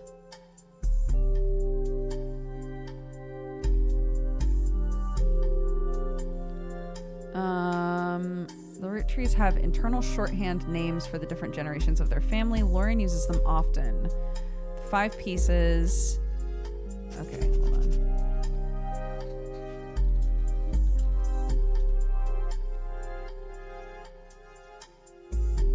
The 5 pieces. The next generation is Lauren's generation. The free spirits are the generation after Lauren's, including her son. Okay. Can I scooch this up here? Yeah, great.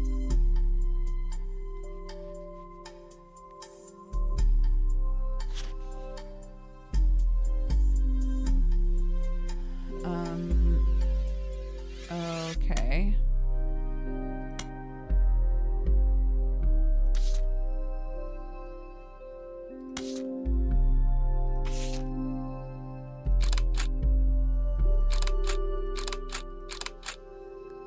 This is the 5 pieces. The picture was famous in our house. Pop even had it framed.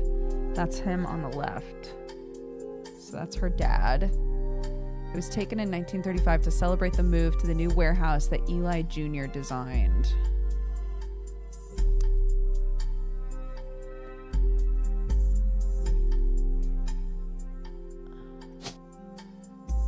So that's her dad.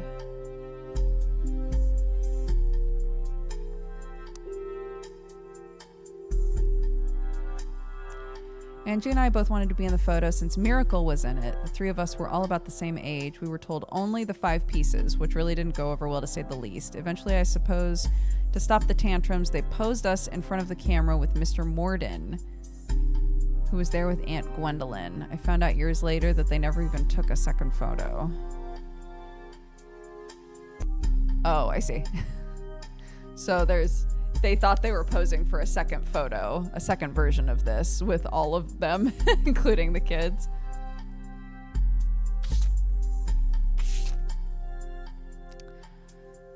This is the next generation, an attempt to recapture the spirit of the 5 pieces photo with our generation. For old time's sake, we gathered on the warehouse floor. I wanted Eli to stand all the way to the left, since to me he looked a lot like Pop did in the old one, but I was outvoted by my brothers. They insisted the 4 of us stand together. We clumped up in the middle and let everyone filter in behind and in front of us. The only one too good to make an appearance was Gwen. Grandma insisted we include Sam, even if we didn't want to. None of us understood why, including Sam.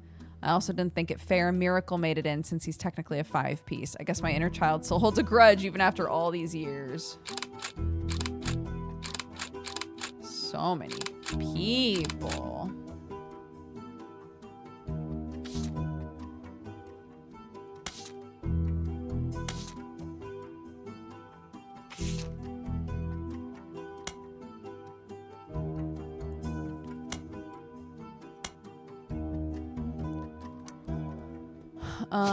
Okay.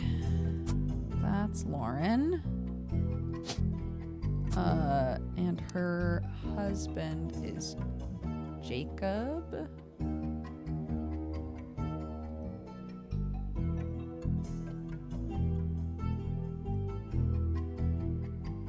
Oh, who was it that was like...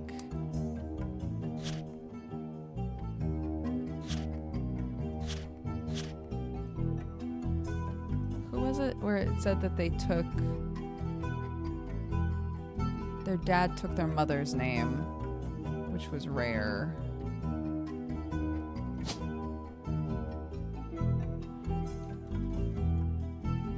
Oh, Jacob Rafferty.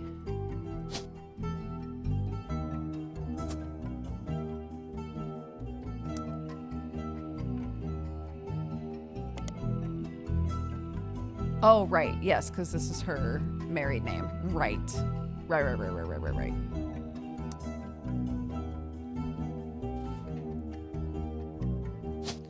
So wait, should this be Lauren Rafferty then?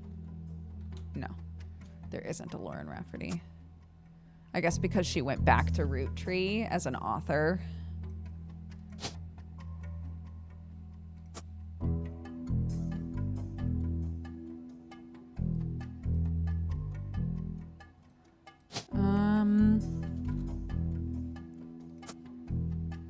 Clark Rafferty. Okay, let's look through the rest of this. Hold on. Gwen, as an only child, complained of loneliness. I told her being expected to watch after 3 younger brothers didn't feel like a blessing. It fell on deaf ears.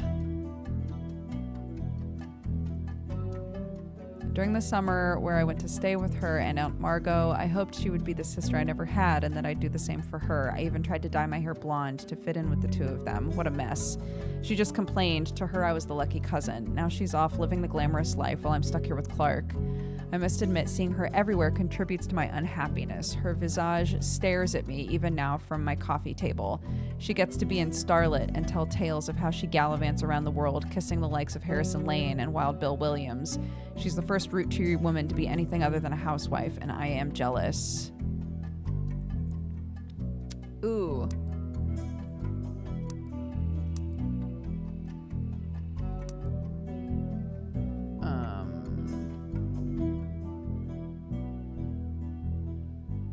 This is about Gwen.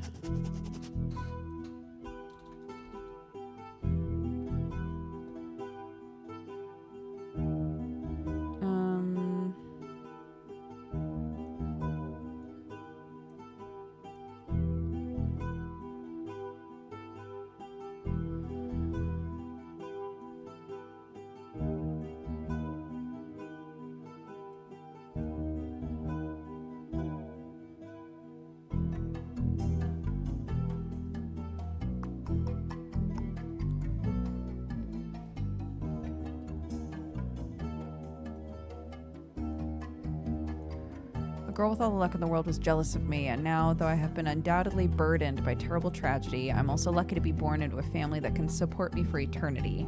I can raise a child without worry, unlike countless other widows. If any of them were to hear me complaining, they would rightfully scoff, just like I do at Gwen. Okay, so Gwen was her cousin and is a notable. She's an only child. This is probably Gwen.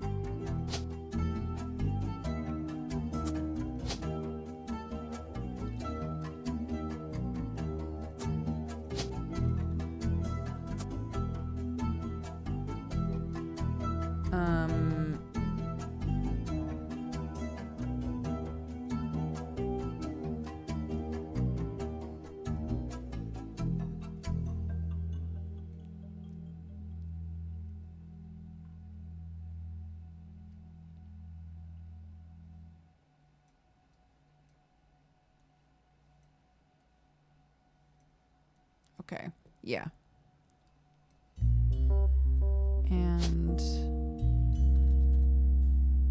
Margolite Roottrees.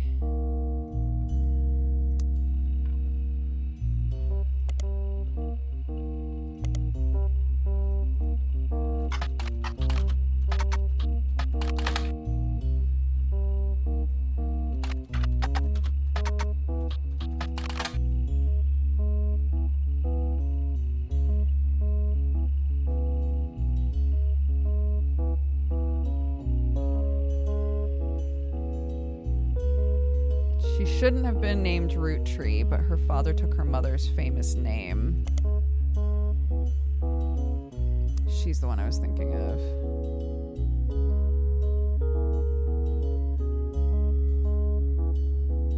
Okay, so this is Margolite. So what was her dad's name? She's the first Roottrees woman to not be a housewife. So she has to be a housewife. And she would be... She's a 5-piece. She's one of the 5 pieces. So there is a picture of her. She'll be in this picture.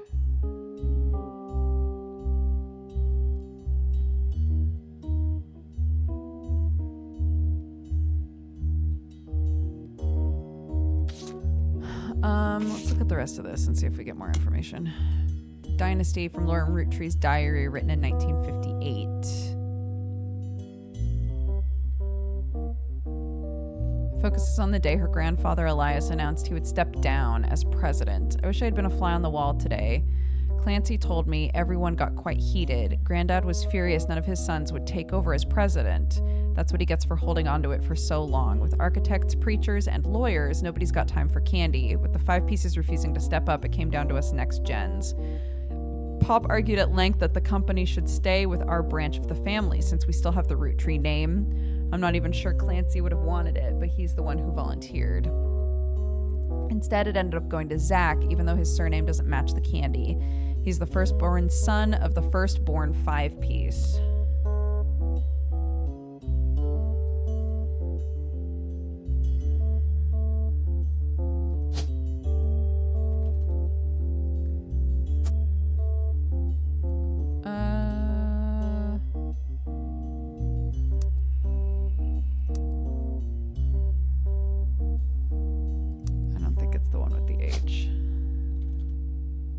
It's got to be Zachariah Morden.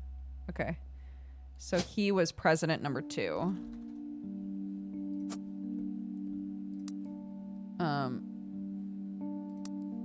Okay.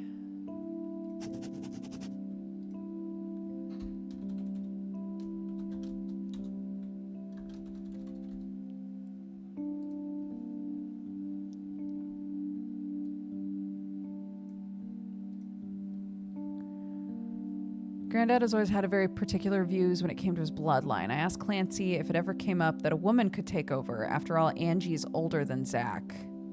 And I'm next oldest of us all. Oh, he's the firstborn son, but Angie's older. Wait.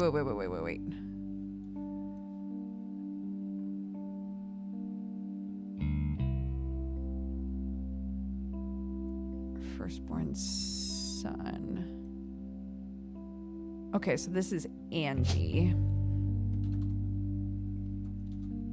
Angelica Morden. And this is Zachariah Morden. Okay.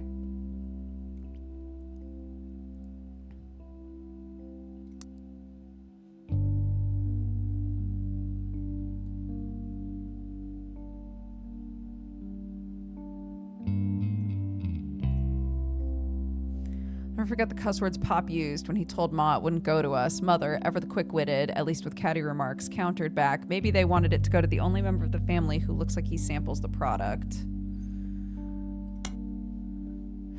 An entry titled Sam. You learn that Elias Roottree had given in to his wife and announced that Sam, an obscure relative, was to be included in family gatherings. Gwyneth had been pushing to include Sam for quite some time. Lauren writes, why Sam? I have so many distant relatives I've never met. After all, Granny had sisters and Granddad had a brother or 2, but I was told, trim their branches from the family tree. Why is Sam special? Nothing adds up. And I'm not the only one to realize. Sam?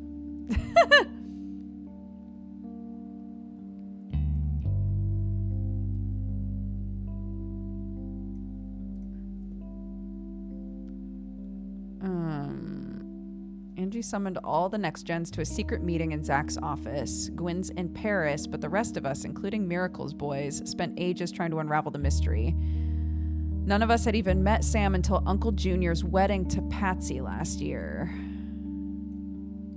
At the reception, when I asked who Sam was, Pop shushed me and said it was complicated. Clancy swore he saw Sam working alongside the farm hands, EC and John, when he used to drive past the old Anderson farm on his way to work. Upon hearing that, Zach checked the records and managed to confirm all 3 are on the books. Eli, Miracle's youngest, not my brother, even chimed in. Apparently, when he was riding his mini bike alongside the farm a few weeks ago, Sam gave him some old tools and taught him how to make the bike's engine faster. None of us think that proper for a multitude of reasons, but Eli certainly seems thrilled. At the end of the day, nothing explains why an outsider has cozied into family affairs, especially one who works on the farm of all places. Whatever happened to blood is thicker than syrup? Blood is thicker than syrup? Why is Granddad making an exception?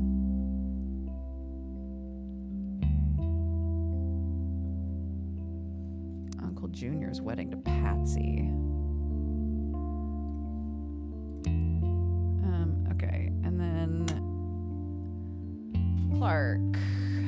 Clark's getting married, in my opinion, far too young. He's barely 18, for God's sake, and Danielle isn't much older. Openly confronting them would make me a hypocrite. After all, Jacob and I got married at 16.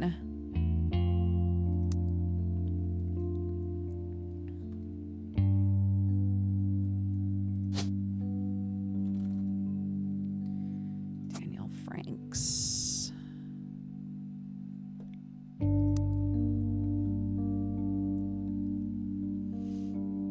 Clark, like the rest of his generation, is a free spirit. What else do you call a group of kids growing up with more money than any one person can spend? They all aspire to be musicians and artists, dancers, and all sorts of nonsense. The only one who has any discipline is Carl, but that's because Pop forced Clancy to send him to the academy.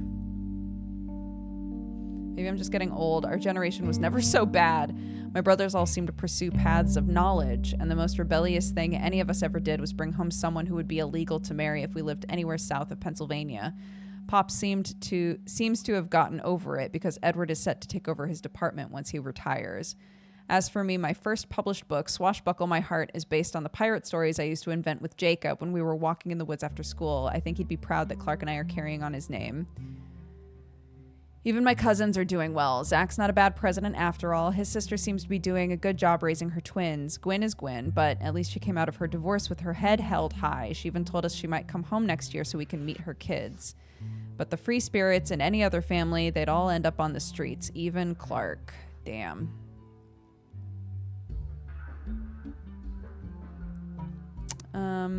Okay.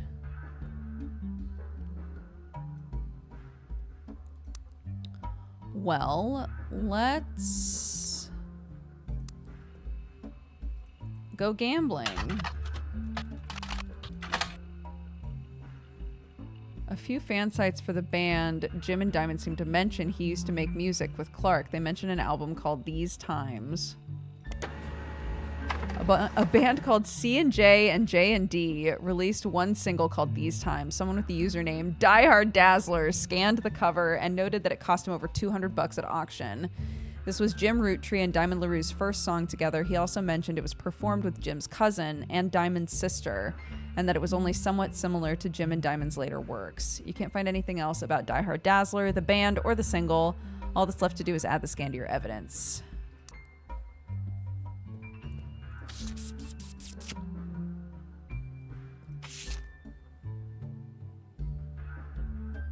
Cute.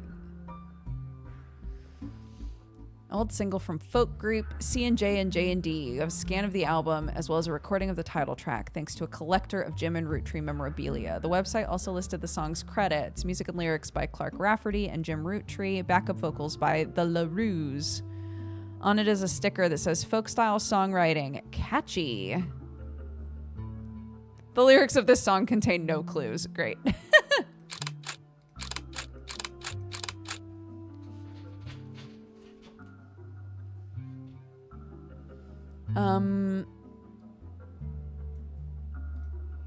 Can I add that as a, yeah, Modern Music Monthly.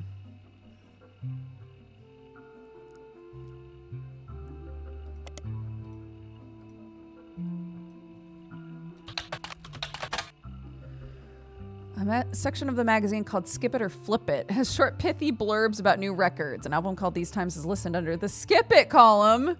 A new single from C&J and J&D, Clark Rafferty, Jim Roottrees, and two of the LaRue sisters. Amateurish folk-style songwriting is catchy at times, but ultimately doesn't do anything new. What about the LaRue sisters? Oh my gosh. Diamond LaRue?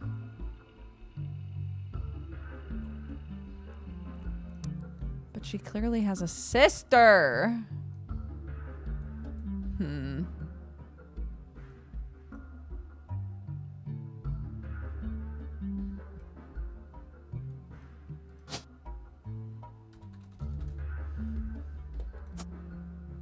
Sounds like he's a musician. Okay, what does he look like? He's the one with dark hair. So then this has got to be Clark. No? Clark? No. Well, it's got to be one of them. He's got dark hair. This one. It's got to be this guy. But that means I've got some stuff wrong, I think. Because that would be... That's filled out. This is filled out. And that's filled out.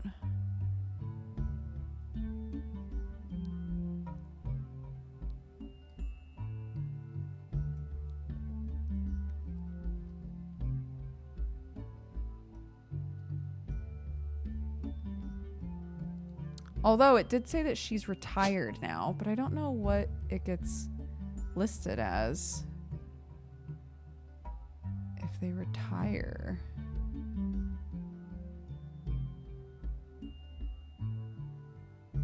Because she is an author. Doesn't feel right for her to be listed as a housewife. Okay.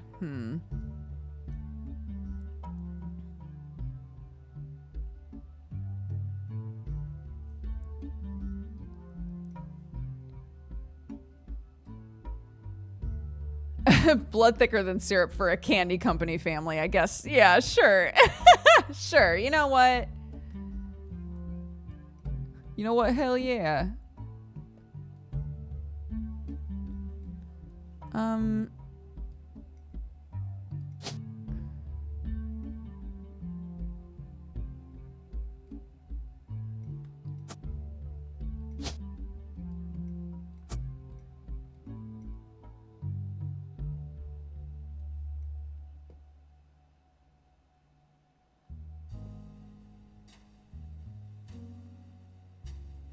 Got a divorce and then she had 2 kids. Where's Gwen? Gwen.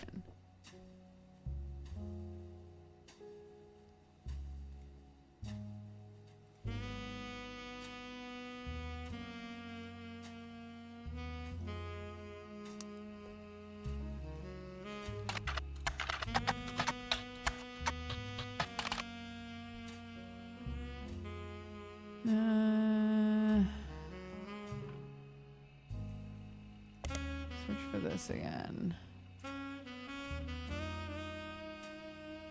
And Harrison Lane.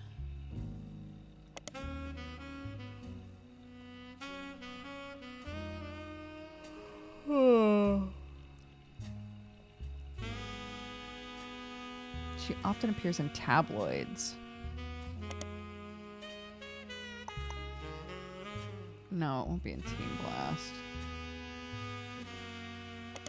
What will it be in?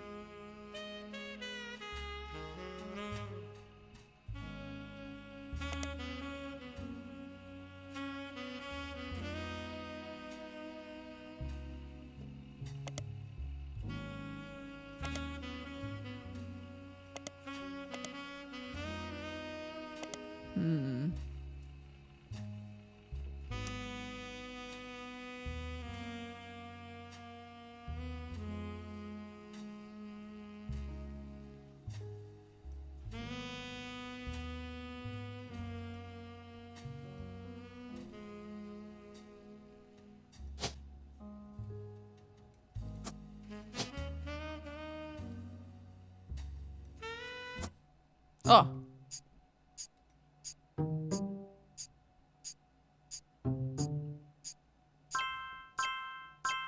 Okay.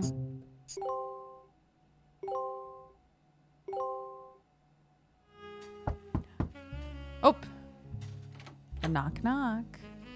You're on a roll. I'll try to keep that momentum going. Carl's office was a mess, thanks to some burst pipes. But I unearthed a photo from a 1970s Roottrees reunion. I also found some important-looking papers. You've traced 9 blood relatives so far. I'll have more to share after you find 9 more. Okay.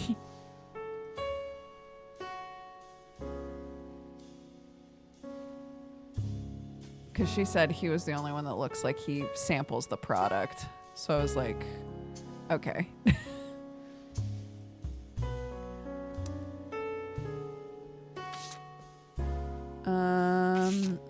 This photo is tucked inside an envelope with a letter beneath a candle in the corner of his office.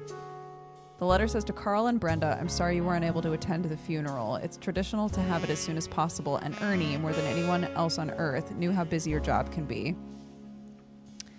I've enclosed a Shiva candle identical to ours if you'd like to pay your respects, though it's not expected for those outside of the faith to do so.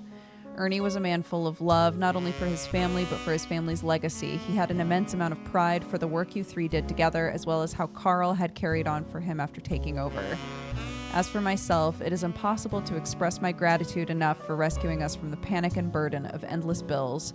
Though we caught it too late for him to get on the donor list, the company took care of us beyond our wildest expectations. It went unsaid at the time, but Ernie and I knew it had to have been Carl that convinced the trust. And that it was no coincidence it happened shortly after your visit, Brenda. Up until the end, Ernie and I had to stay strong, especially for Nicole's sake. We could never have done that without the two of you fighting for us. Much love, Debbie.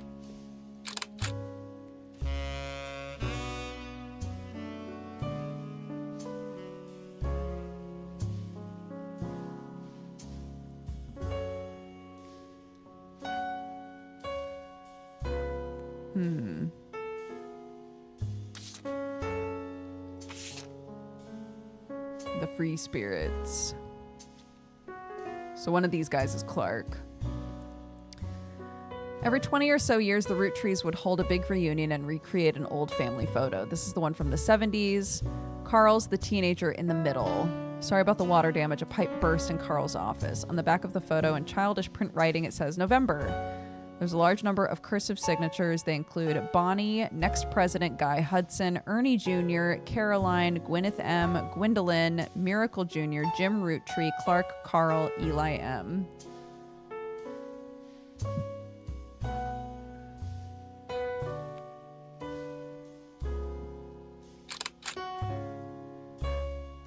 Carl's the teenager in the middle.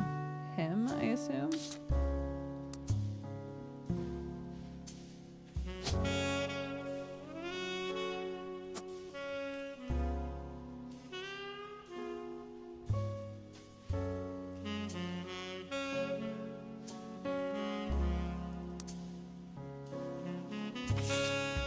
This was buried under a ton of other mail that Carl left in his inbox. It has a handwritten note attached that seems personal. It's a flyer about a candidate for local office, Stephanie Jones. On the back is an excerpt from a newspaper article from the Butler County Times about her campaign. Stephanie may have grown up in an unconventional family, to say the least, but in her words, it was still full of love. And now 22 years later, with a baby of her own due around Christmas, her message for voters is simply, love is our future.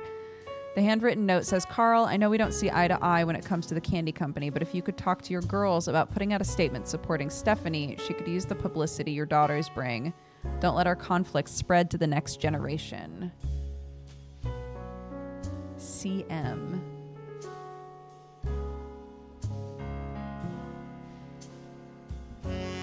Stephanie Jones. Candidate for city council. Won her campaign on election day. Hold on.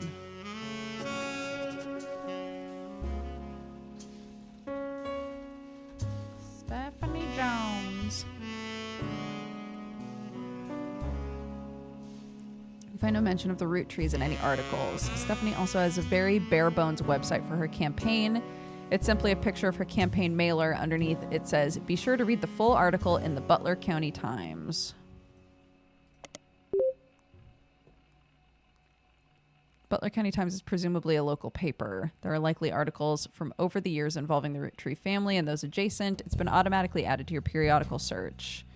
A video game called The Roottrees Are Dead was once set in Butler County. It turns out the creator never lived in or near Butler County or had any connection.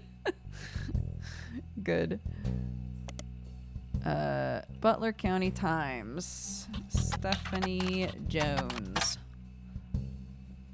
Small report detailing the election results from last month's election. Stephanie won. You can also find the full version of the newspaper clipping on the back of the campaign mailer. Most of it is unimportant, but you do find the following. Stephanie Jones, born Stephanie Landon until her marriage, has lived in Butler County her whole life. Stephanie grew up in a home without a father. With my mother and her partner, I essentially had an entirely female influence. Though she's a distant cousin of the Roottrees, her mother, Caroline, a local artist who has appeared on the front page of the Butler County Times in the past, has often come out opposed to the corporation's policies regarding deforestation of indigenous trees to expand their maple farms. Unlike my mother, I'm not a fighter. I want to bring love to the world.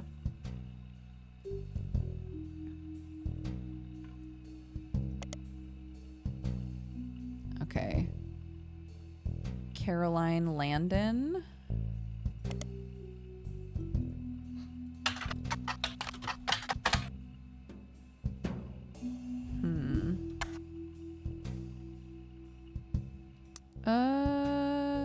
Let's look at this. She's a cousin. So she's going to be somewhere in here. And she's married.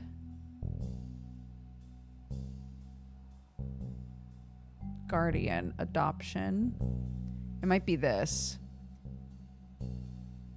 Because she said she had an entirely female influence.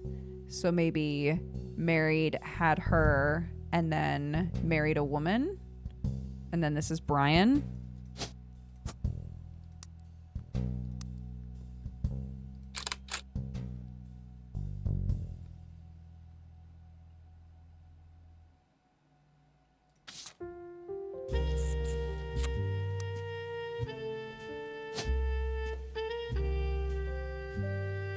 Where is she? Oh, there she is.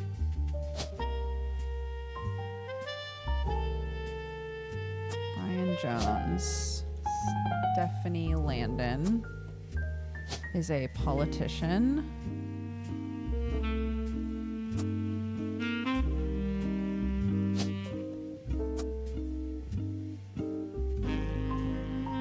And her mother's name is Caroline. Carolyn Morden. Oh, okay, right. That makes sense. Okay, Caroline Morden then. She seems to be associated with a movement called P-Flag. Organization founded in the 70s. The acronym stands for Parents and Friends of Lesbians and Gays.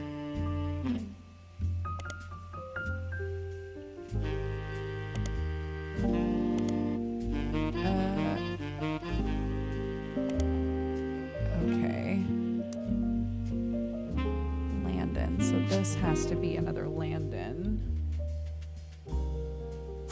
Mark Landon. Probably.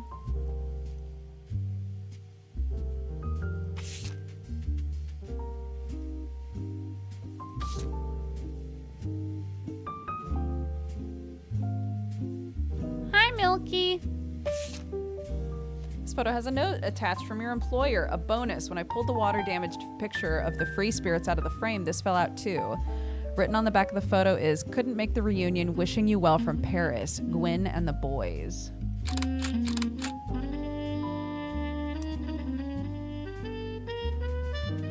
Where's Gwyn? There she is.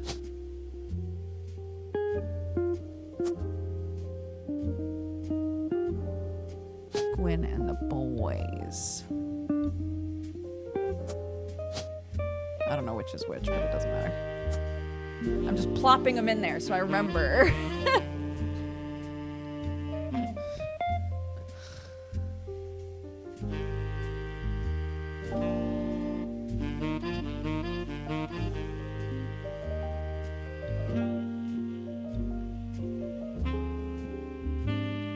Okay, well, these have to be right.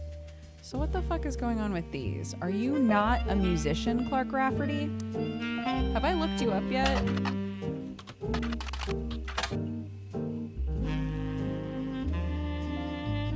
He used to make music.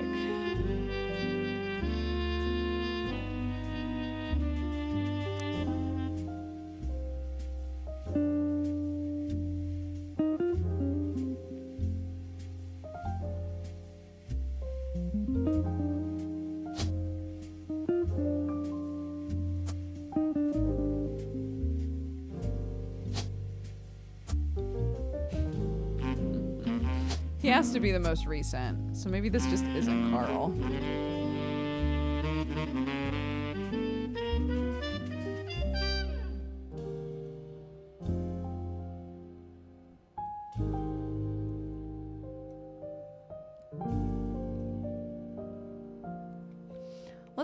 Let's try to trickle down. So let's look up Zachariah Morden.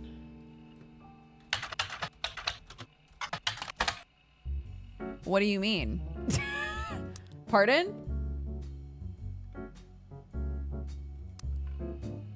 What do you mean?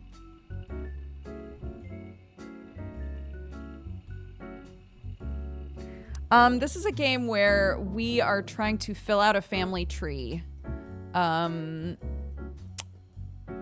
3 young girls in the family have died under mysterious circumstances, and we have been hired to fill out a family tree by slowly putting information together. If you like games like Obra Dinn, it's a very chill, just like find and plop information game. Yeah, the girls and their dad, who I guess is not this man. Sag.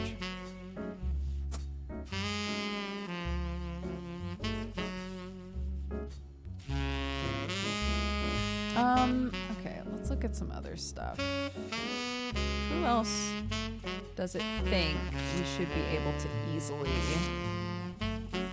Oh, Red Roottrees. We haven't looked this guy up yet. Who's this? Aloysius Herring Roottree, aka Red, was an appointed judge and politician who earned his nickname ironically. He was the ambassador to Ireland for only about 6 days. He served what some people contend is the shortest term in history. A few days after he was appointed, he was heard disparaging his position and the Irish people. He then tried to run for state senate. He claimed to be related to the Roottree Candy Company in a newspaper ad, but it came out that the last name was a coincidence. What? Wait, what do you mean it was a coincidence? He has to be a star name.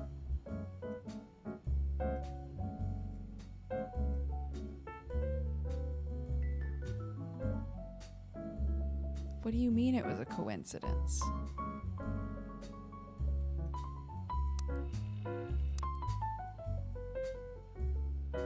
Red herring? Is that what? Elias and Gwyneth Roottree. Yeah, I guess let's look up the man.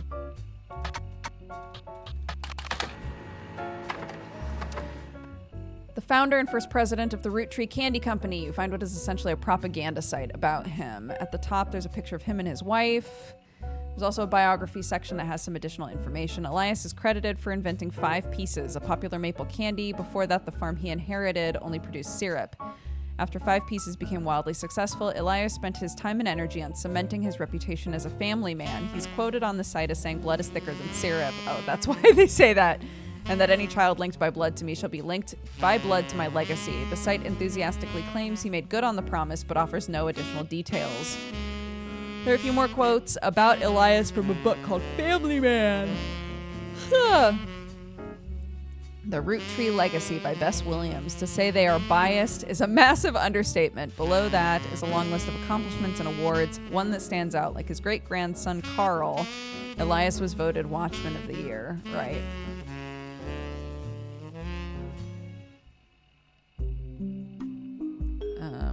Okay.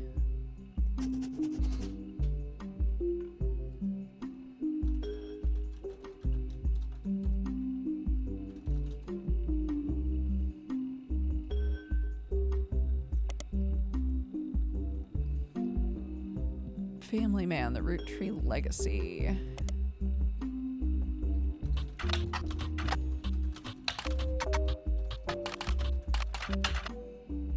By Beth Williams. What?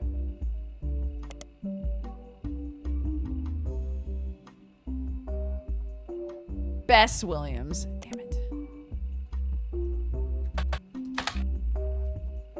No downloadable version available. The book is impossible to find these days. Okay.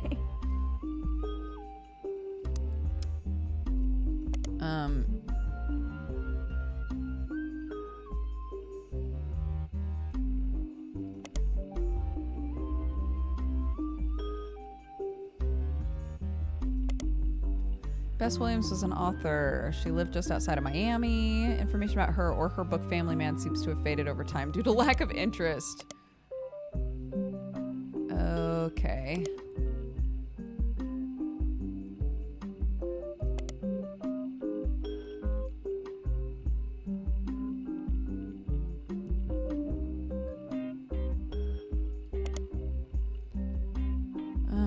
Every year they offer an award to a prominent businessman who has furthered the field. They call this Watchman of the Year. You find through a few searches 2 Roottrees have been featured. Okay, yeah.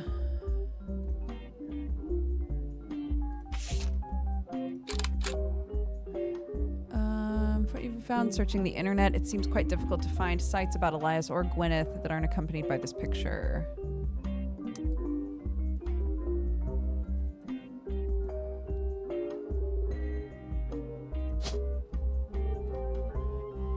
Housewife.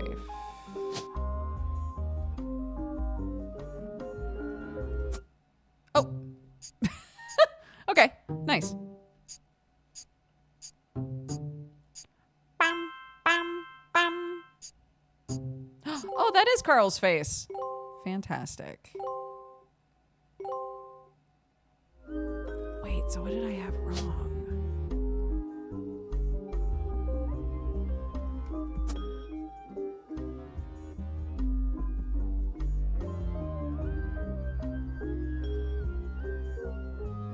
Okay, so she was right. He's still wrong.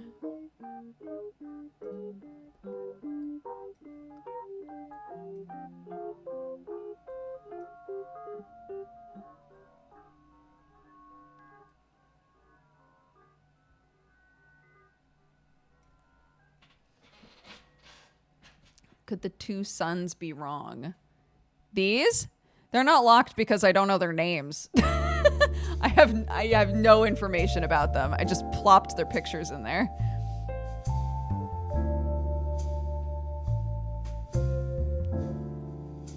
Why aren't you locking in? What's wrong with you?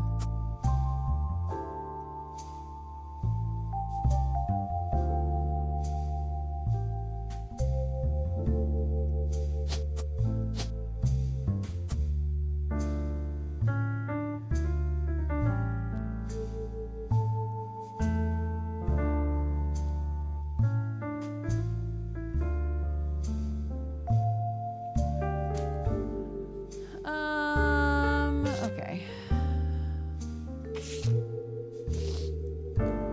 It says Clark is in here somewhere.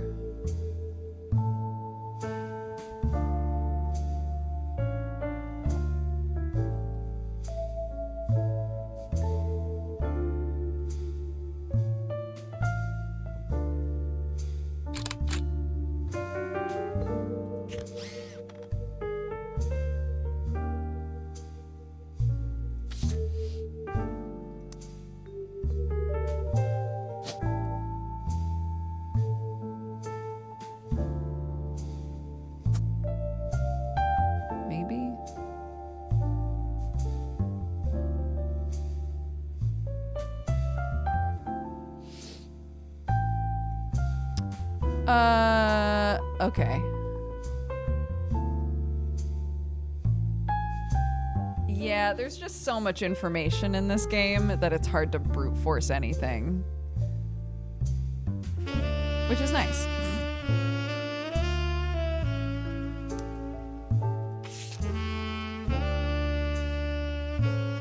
Oh, once Elias locks in, we'll be fine. Okay, Miracle Jr. Doesn't go by his full name in promotional materials. He shortened it to Miracle Jr. Miracle Jr. is a televangelist who's part of the Miracle Network. He used to have a show that aired on local access across many stations in the northeastern United States. According to a website called Clergy Watch, he was exposed and subsequently charged with conspiracy to defraud the public in 1979 when he claimed to heal someone in a wheelchair. A news expose revealed it was his wife Edith's sister in a disguise. The author also mentions that Edith had a bit of a checkered past herself, but doesn't clarify. He's lost his television show and instead goes on tour across the southern United States, where he was not well known before the scandal.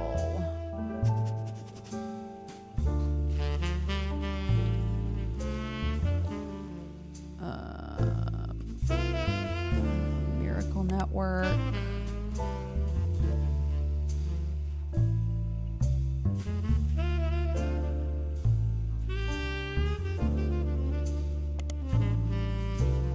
Okay, what's Clergy Watch?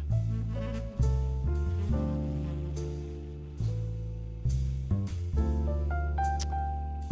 not gonna tell me, I guess.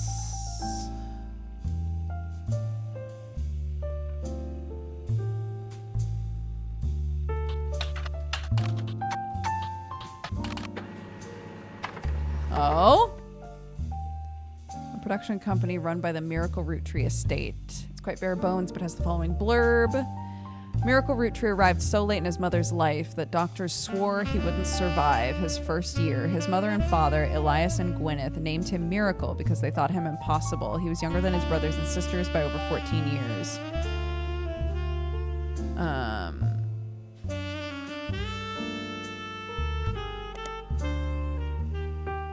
Okay. With a birth that late, the final child of his generation was torn apart by countless health problems. But the power of God on his side, he persevered. He triumphed over these complications and even regained his sight to spread the healing word of the Almighty. 23 years later, Miracle Roottrees Jr. arrived and became the famous family's second vessel for the higher power. At 18, he unburdened himself from the Roottrees name and took his father's testimony to a whole new level. By the power of television, Miracle Jr. spread the gospel across the entirety of New England. He has since left the life of glamour and glitz behind to reach those places that need it most. Okay.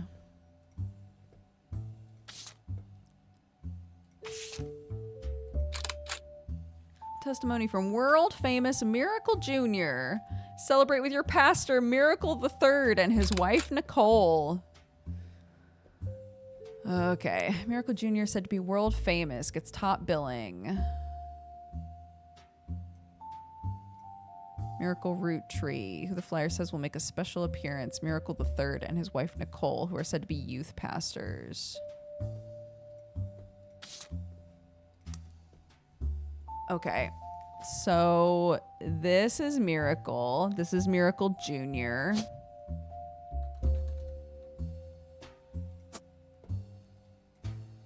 And this, I assume, is Miracle the Third.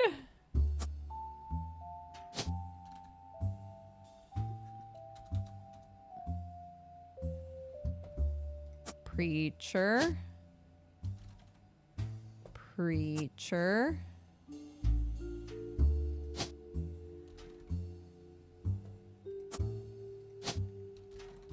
Preacher.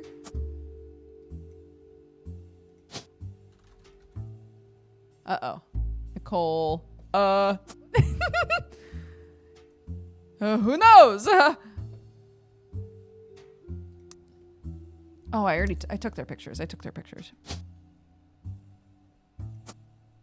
Baby boy. And... haha. No, because it specifies Miracle, Miracle Jr., or Miracle the Third. You're listening to WRTD.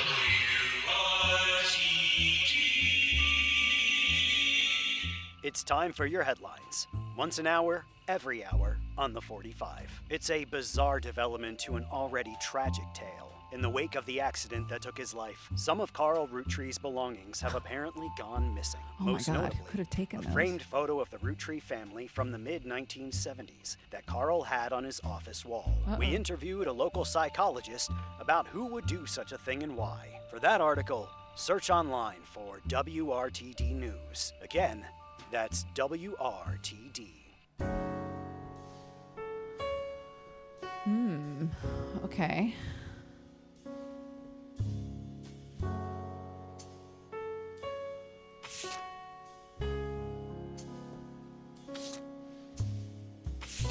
What is that saying?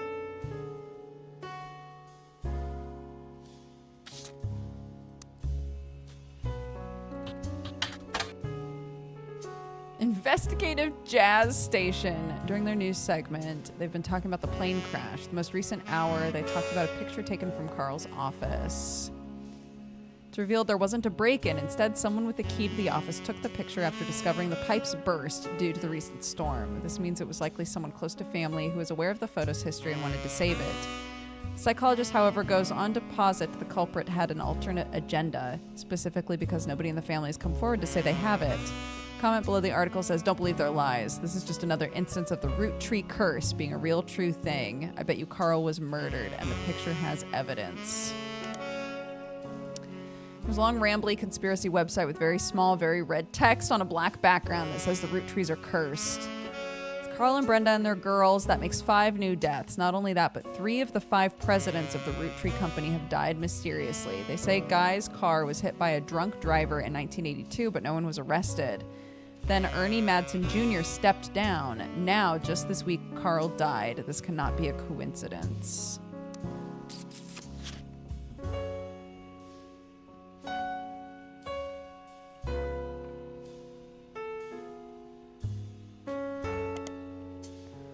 There's another entry that claims if you connect the dots in the pattern of the 5 pieces wrapper, it creates a Mayan ruby skull, a secret message meant to subliminally scare people away.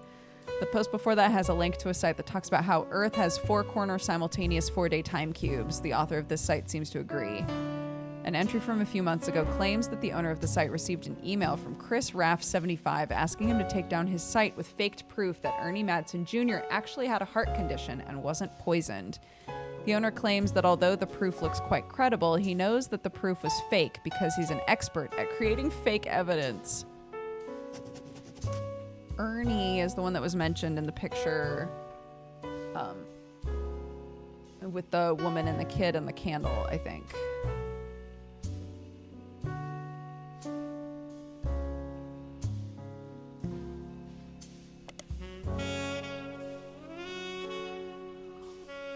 First entry is from 1996 and has a blurry picture of the Root Tree Candy Company, seemingly taken by the website's author. It seems that Operation R229 is real. I witnessed a helicopter land on February 29th. All images and ideas by Thomas Overwood. What's this?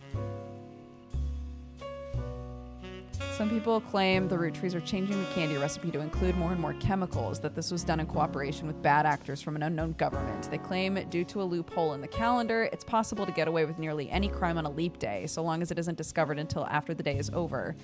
That every 4 years on a leap year, the Root Tree Company hosts a meeting with foreign agents to conspire to poison our children. Their proof is that the Root Tree candies contain polyglycerol, polyricinoleate, an ingredient of the candy that wasn't there when it first released. They claim it's added in an attempt to addict people and induce mind control. The website claims to sell pills that counteract this effect for children. You do an additional search. It seems to be an emulsifier in chocolates approved by the FDA and widely used across many products. Thomas Overwood. Who are you, buddy? Seems to have a few different sites about mysterious deaths and curses. In addition to the Root Tree Curse website, you find one about the Truth Behind Spirit Cola, which claims spirit really stands for Satan's Plague, is returning in 2000. That in the year 2000, anyone who has drunk Spirit Cola will die. Another website is Stock Markets and the Devil's Numbers, which claims if you multiply any stock's price by 666, then also multiply the current year by that same stock's price, add those 2 numbers together and divide the entire total by the stock price, and finally subtract the current year, you'll always end up with 666. Shut the fuck up. Oh my god. Okay. Where is it? This one.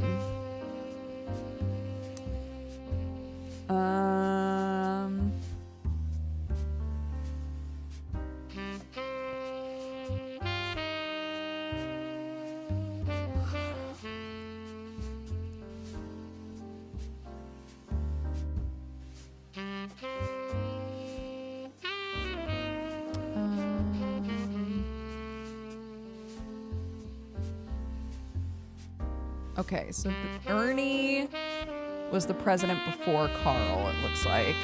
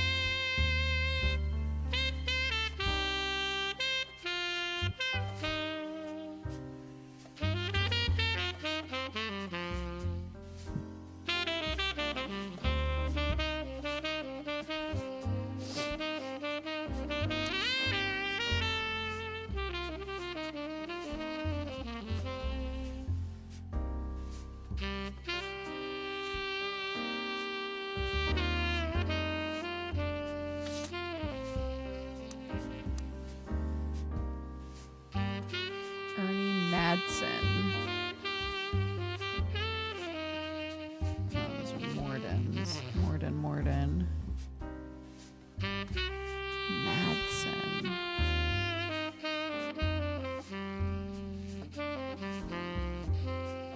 Okay, never mind.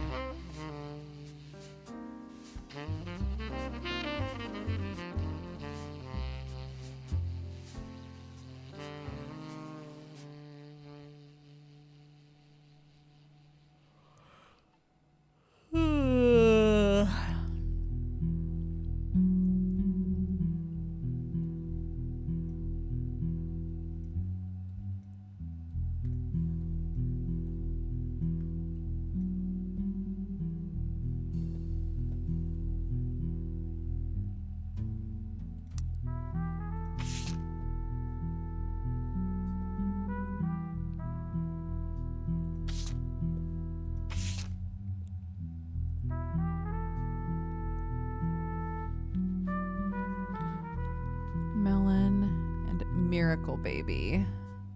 Melon cinnamon extract.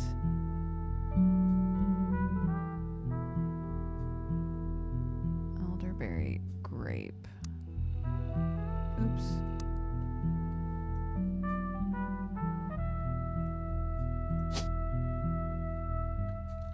So I think this is Elias Jr.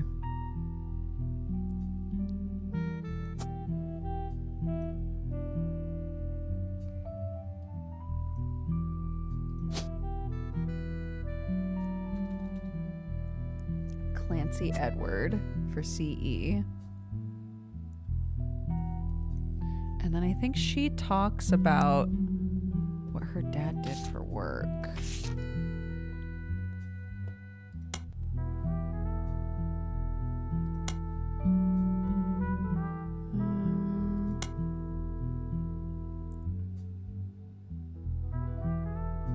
Her mother's family was the Cossels, the head lawyer for the candy company.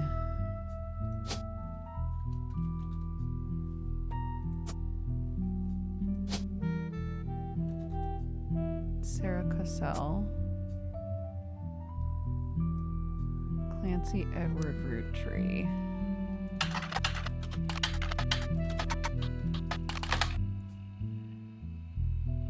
The Clancy Trust is a highly unusual corporate arrangement named after Clancy Edward Roottrees, who was Elias's son and the Roottrees Candy Company's head lawyer at the time.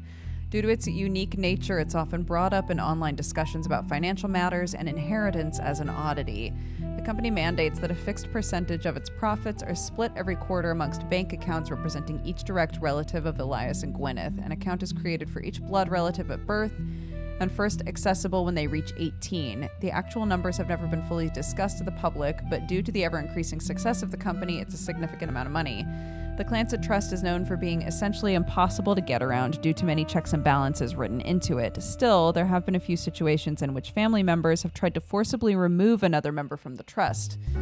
Most details online are pretty vague since the matters are handled internally. The only information you discover is from a university law school, which apparently had a guest lecturer talk about the Roottrees versus RR in 1944. While looking into the Clancy Trust, you often find mentions to the 5-piece guarantee, which went into effect at the same time. In combination with the Clancy Trust was Elias Roottrees' attempt to ensure that the Roottrees Candy Company would remain a family business for eternity. In isolation, it is somewhat baffling. The yearly salary of Roottrees' president is always locked to the price of a single pack of 5 pieces. When the 5-piece guarantee went into effect, this was 25 cents a year. Now it's closer to $4. Combined with the Clancy Trust, however, it makes a bit more sense. Elias wanted to ensure that only his direct relatives could afford to be president. He knew that because their passive income was tied to the profits of the company, they would have a vested interest in keeping the company as profitable and successful as possible. Whether or not this was a smart or successful decision is widely debated online and in person by economics enthusiasts of all levels of expertise. Okay, and what's this? Students that attended the lecture about it wrote the following on a Legal Oddities website. RR attempted unsuccessfully to remove a fellow family member from the trust. It was said that RR attempted 2 arguments. First, the person in question was born out of wedlock. Second, they committed a significant crime against a fellow family member. Still, due to the ironclad wording of the Clansed Trust, it was impossible to remove any direct descendant of Elias Roottree without completely dissolving the trust.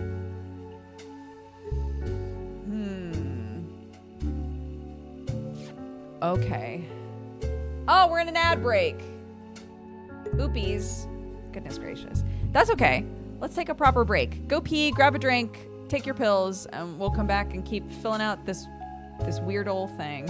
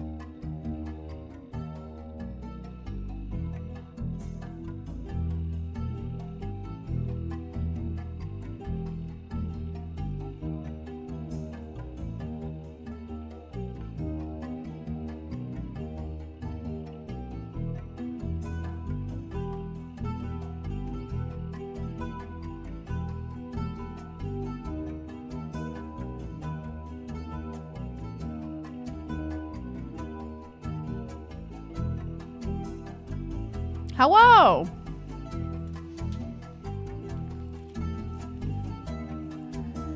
Thank you for your patience, guys. Hi. As a reminder, my kid is home today. And so, of course, although there are two parents, my kid is still like, Mommy, I have something I need to show you. I have something I need to talk to you about. I'm like, okay, but it has to be quick because I'm working. I'm working, but also I want you to know that I value the things that you think are cool and want to show me. The balance, the delicate balance. Also, she begged for noodles before I started work. And then she let them sit for so long because she got distracted with something that she didn't eat them. And I was like, are you going to eat those? And she was like, probably not, because I made a cheesy roll up. And I was like, okay, then I'm going to eat them.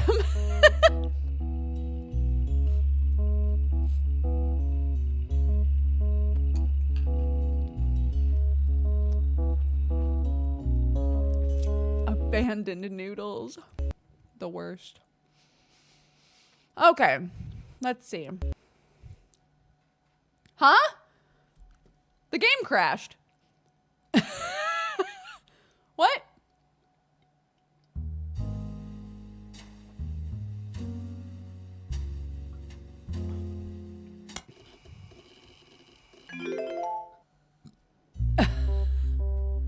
Okay, it looks like it autosaves. That's good. Or at the very least saved. No, it definitely, because I did this since the last time that it was like, you got them right, good job. Okay.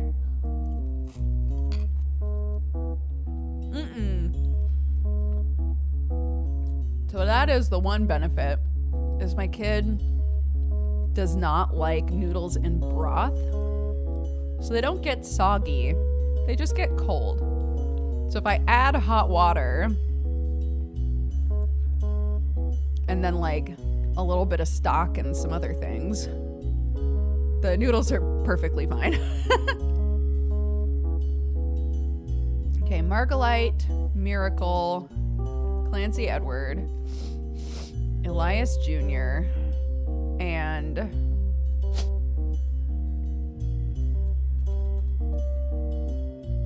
Gwendolyn. Let's look up Gwendolyn.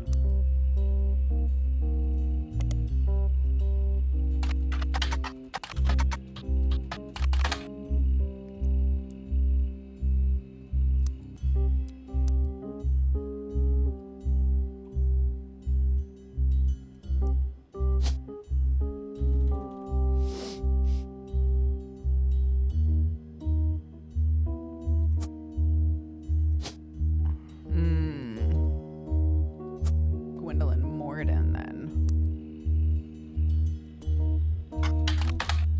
Huh?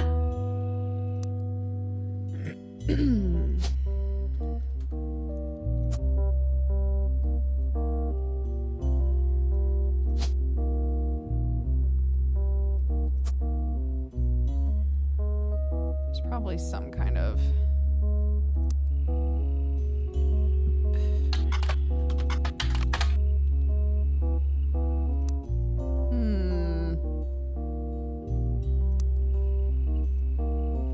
Angelica Morden.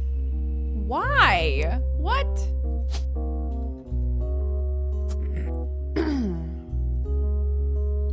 He doesn't pop up either, which is so weird to me.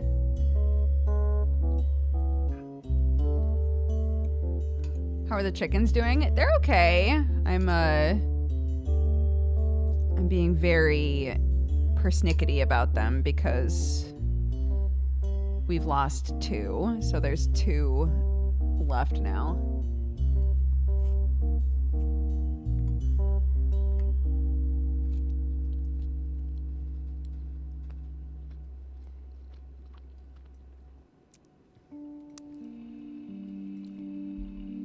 Elias Jr. His name is listed on a website about historical buildings in Butler County. He's listed alongside an old residence that's been preserved called Hunchtop House.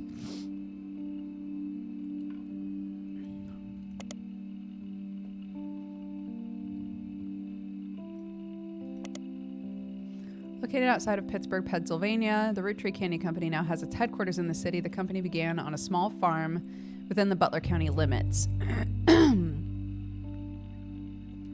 There are likely articles from over the years involving the Roottrees family and those adjacent. It's been automatically added. A video game called The Roottrees Are Dead. Right.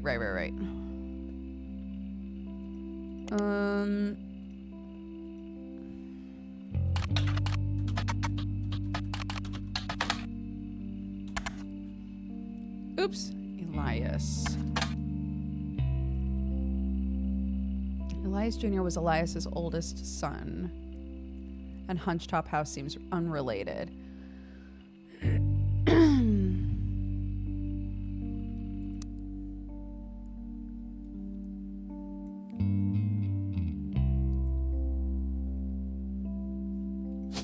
I'm going to assume... Oh! Nice. Because all of the kids were blonde.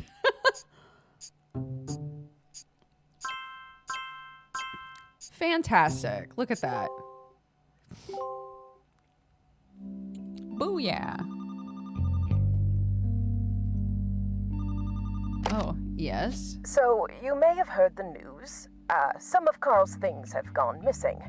That includes the pictures and mail I brought you earlier. I promise I didn't steal it, but I did borrow it. I'll return it once we're done. Let me deal with my family in the meantime. Oh, I guess that means I've officially confessed. I'm a Roottrees. I assure you I have a reasonable explanation for the secrecy. I'm about to do something big the family doesn't approve of. If you could just wait a little bit longer, I'll tell you more. In person. I'll return after 15 more blood relatives. 15? Dang, lady.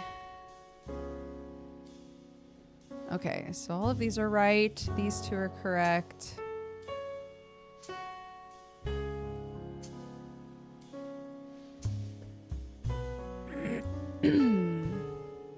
James Morden is right.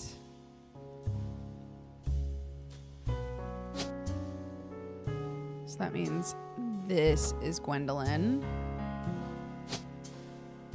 And this is Elias Jr. I think that's all 5.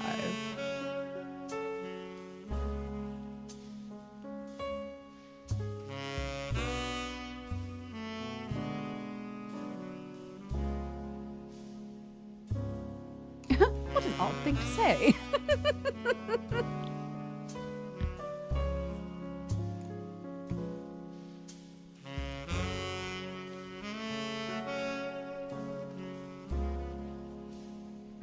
Okay, so he's the secret one.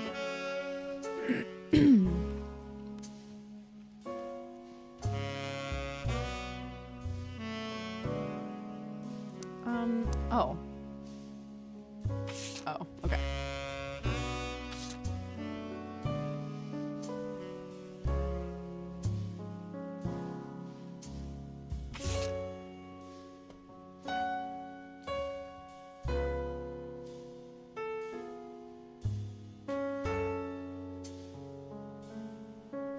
Grandma insisted we include Sam even if we didn't want to.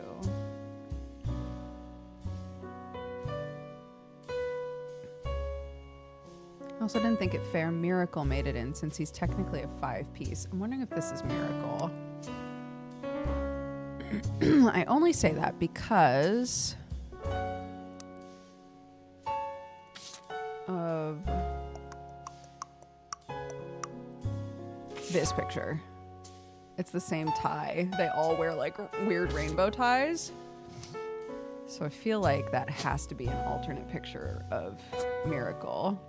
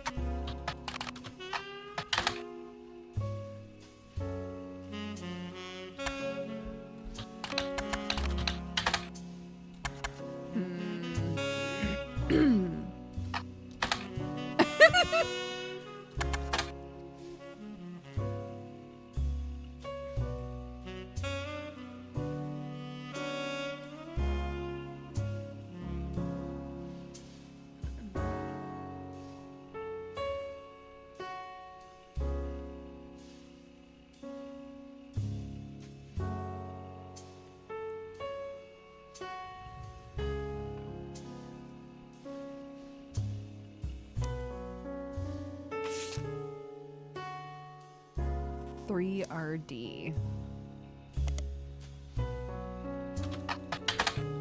Oops. Damn it. Miracle root tree. Oh, still didn't work. Okay, fine. What about just Miracle the Third? Ah! Okay, fine.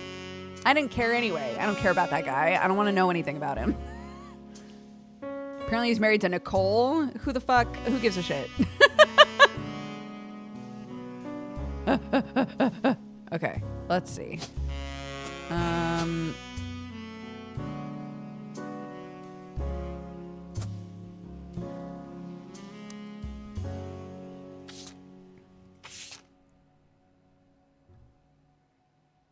Okay, so there, okay, great. So there he is. Fantastic. Okay.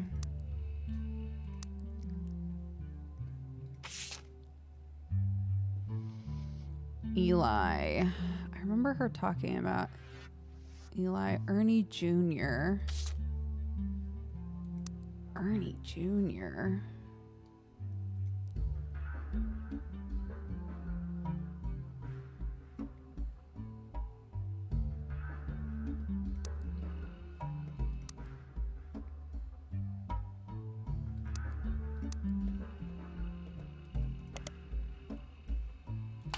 Ernie Roottrees. Ernest Roottrees. Oops. God.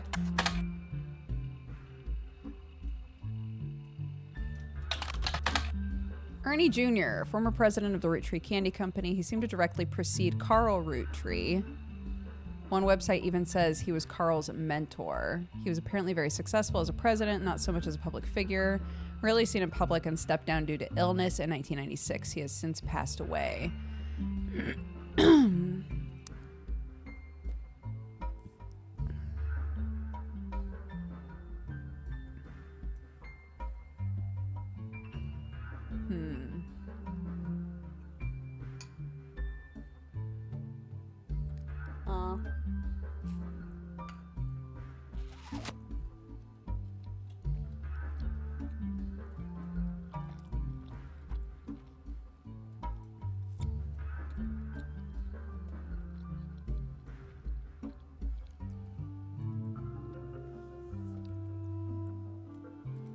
Stephanie.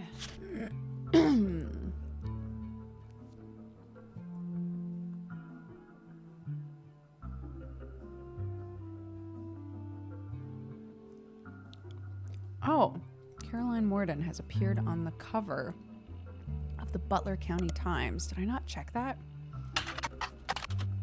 Would it be Morden? Here we go.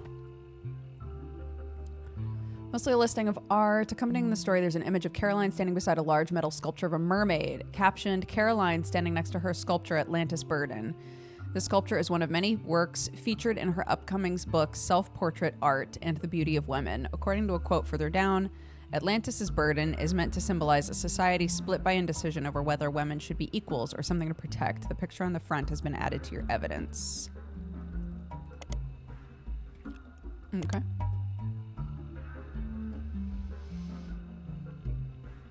Self-Portrait Art and the Beauty of Women.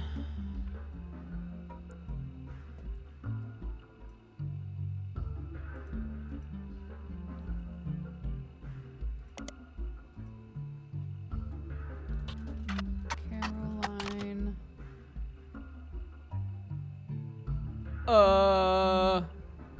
It certainly was Caroline something. Self-Portrait Art.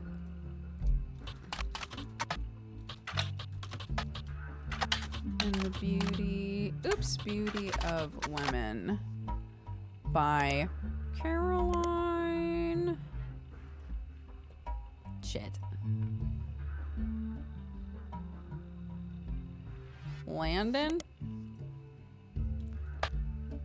No, because she's married. No, she's not married. Son of a bitch.